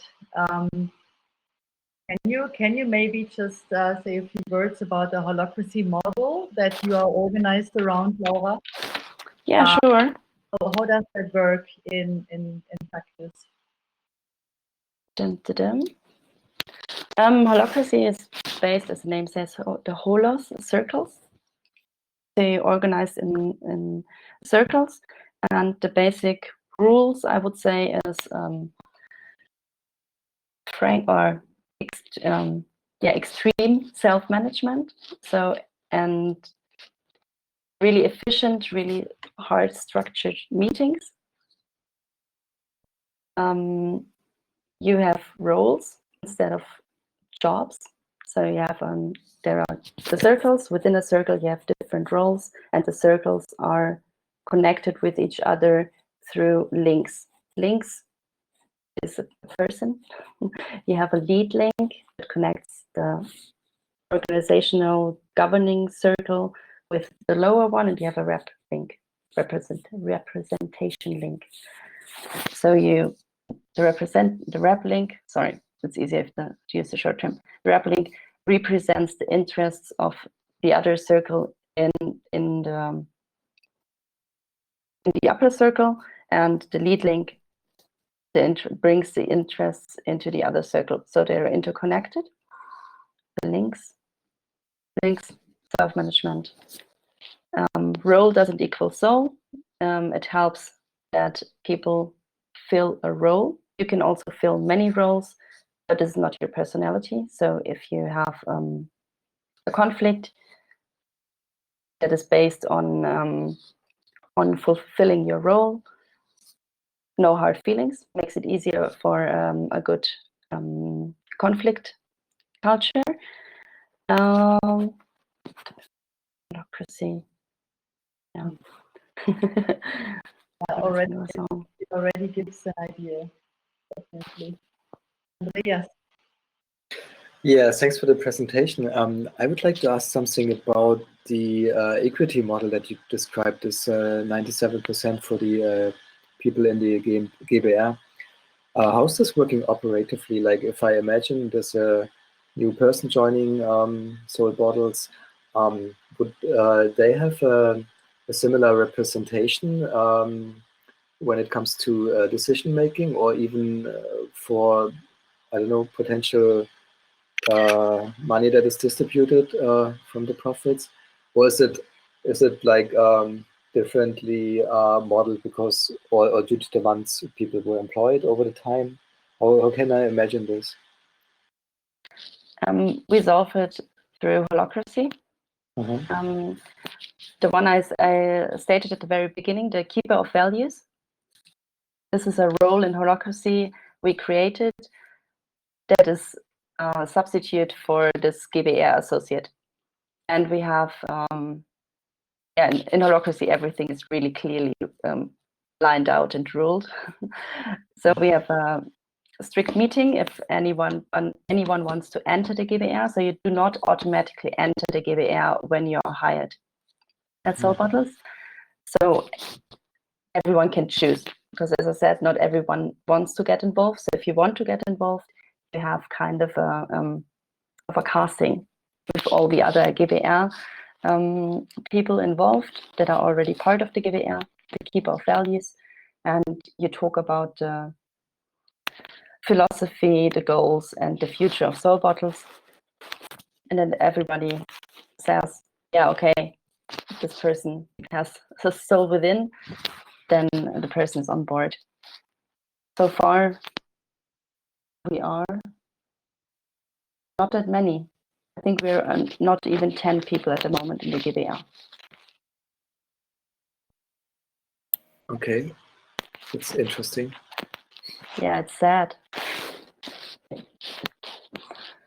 I would be interested, like, in the holacracy model. Do you have it somewhere? Kind of is written down in your statutes or something? Was it something you just decide on because everybody knows that's the way you govern, that's why you do it, or is it somehow like fixed by something written or something legal? Like, how do you deal with it?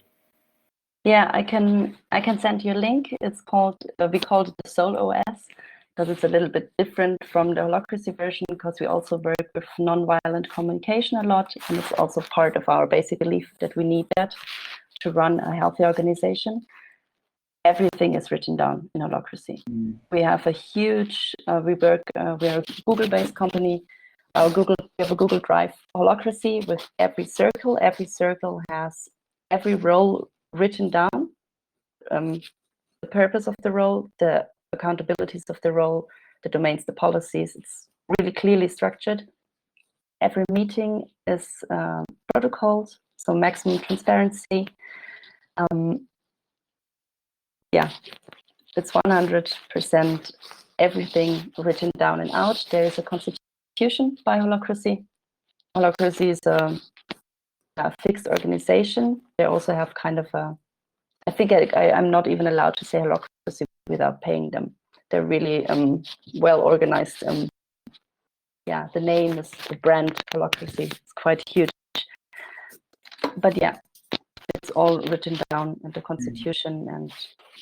But it's all kind of documents you create yourself and give yourself. It's nothing linked to the kind of the German legal system. It's not in the Gesellschaftervertrag or something. No, it's like something kind of you made up your own constitution and your papers, and because all of you believe it and give it value, that's why it holds true. But it's not kind of secured through any legal paper. Sometimes we run into where it crosses.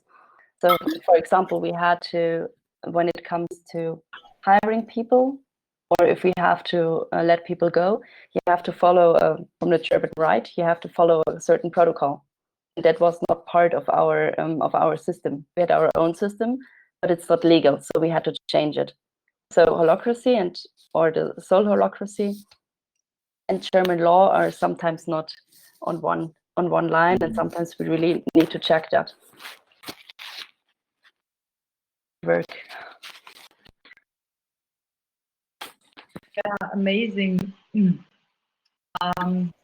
you so much, Laura, for giving us these insights. I felt this really perfectly rounded up today's session on org design, and I have the feeling we have covered a lot of ground, but at the same time, we've only talked about a tiny number of organizations. Imagine if we could have more organizations working in a similar way and presenting them next to each other and mapping them. I think this is really, that would be amazing.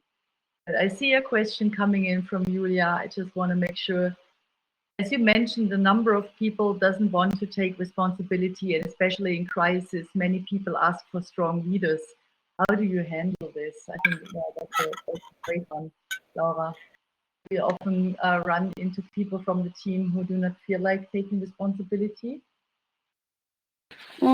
It's not about responsibility. It's more about, there are certain topics people just don't want to get involved, but that means at the same time that they trust the rest of the team, the rest of the team. So that's also a basis of holacracy or nonviolent communication, it's tension-based. So if you're not online with the decisions the company makes, you always have the possibility to say, okay, I have a tension, but you have to actively do that. But yeah, especially in crisis, ask for strong leaders. For the crisis, we had, this was quite challenging for us, but I think we could handle it better than regular companies because we built a task force. We had a Corona task force that specialized on that topic, and it was really different people from throughout the company. The lead was done by Christoph. He's working in logistics, and yeah, he's also our, I don't know, health inspector, security at the working place guy. But he mainly is in logistics, and our controller, and one of our sales team. So 3 very different people built a task force, and GCC, the governing circle, we trust those 3 to guide us through the crisis. And then we had update calls and mails, and yeah, they did a really great job. But yeah, they voluntarily took on the challenge. Great. I hope this answered your question. So, dear people, it's 9 p.m. We have been convening for 4 hours now, and there's still, the majority of people is still here, which I take as a good sign. As promised, we will share the presentations. That's okay with all the speakers. People have been asking for it, and it would be lovely if we could share them and available for everybody who wants to check them again. But I also hope that probably this event is also is an opportunity for people to get in touch. So my question is, if I send the email, would it be okay for people to have an open mailing list? If you do not want that, please let me know in the chat, because I mean, I'm just sending this email once. There will be no mailing list. But I just want to make sure that people who want to be in touch can be in touch with each other. If there's anyone who doesn't want that, please let me know here in the chat. Otherwise, I would just write to the public list. Okay, I think yeah, there would be so much more to say, but probably it's also good to take some rest. And I want to thank everybody for being here and spending time with us. I want to thank the speakers and contributors to these sessions. It was really amazing having you. And I definitely feel like I want to, yeah, I would love to do this again with more initiatives, maybe slightly different format. Let's see what we come up with. I want to thank Andreas for moderation and being there, and for the great presentation on DAOs. Thanks Blanca and Julio. Thank you, André. Thanks Claudia, who is still there, didn't get to speak. And also Laura for joining in. Thank you all so much, and have a good evening. See you, hopefully. Yes, thank you, Ela, for hosting us. It was a pleasure. Mm-hmm.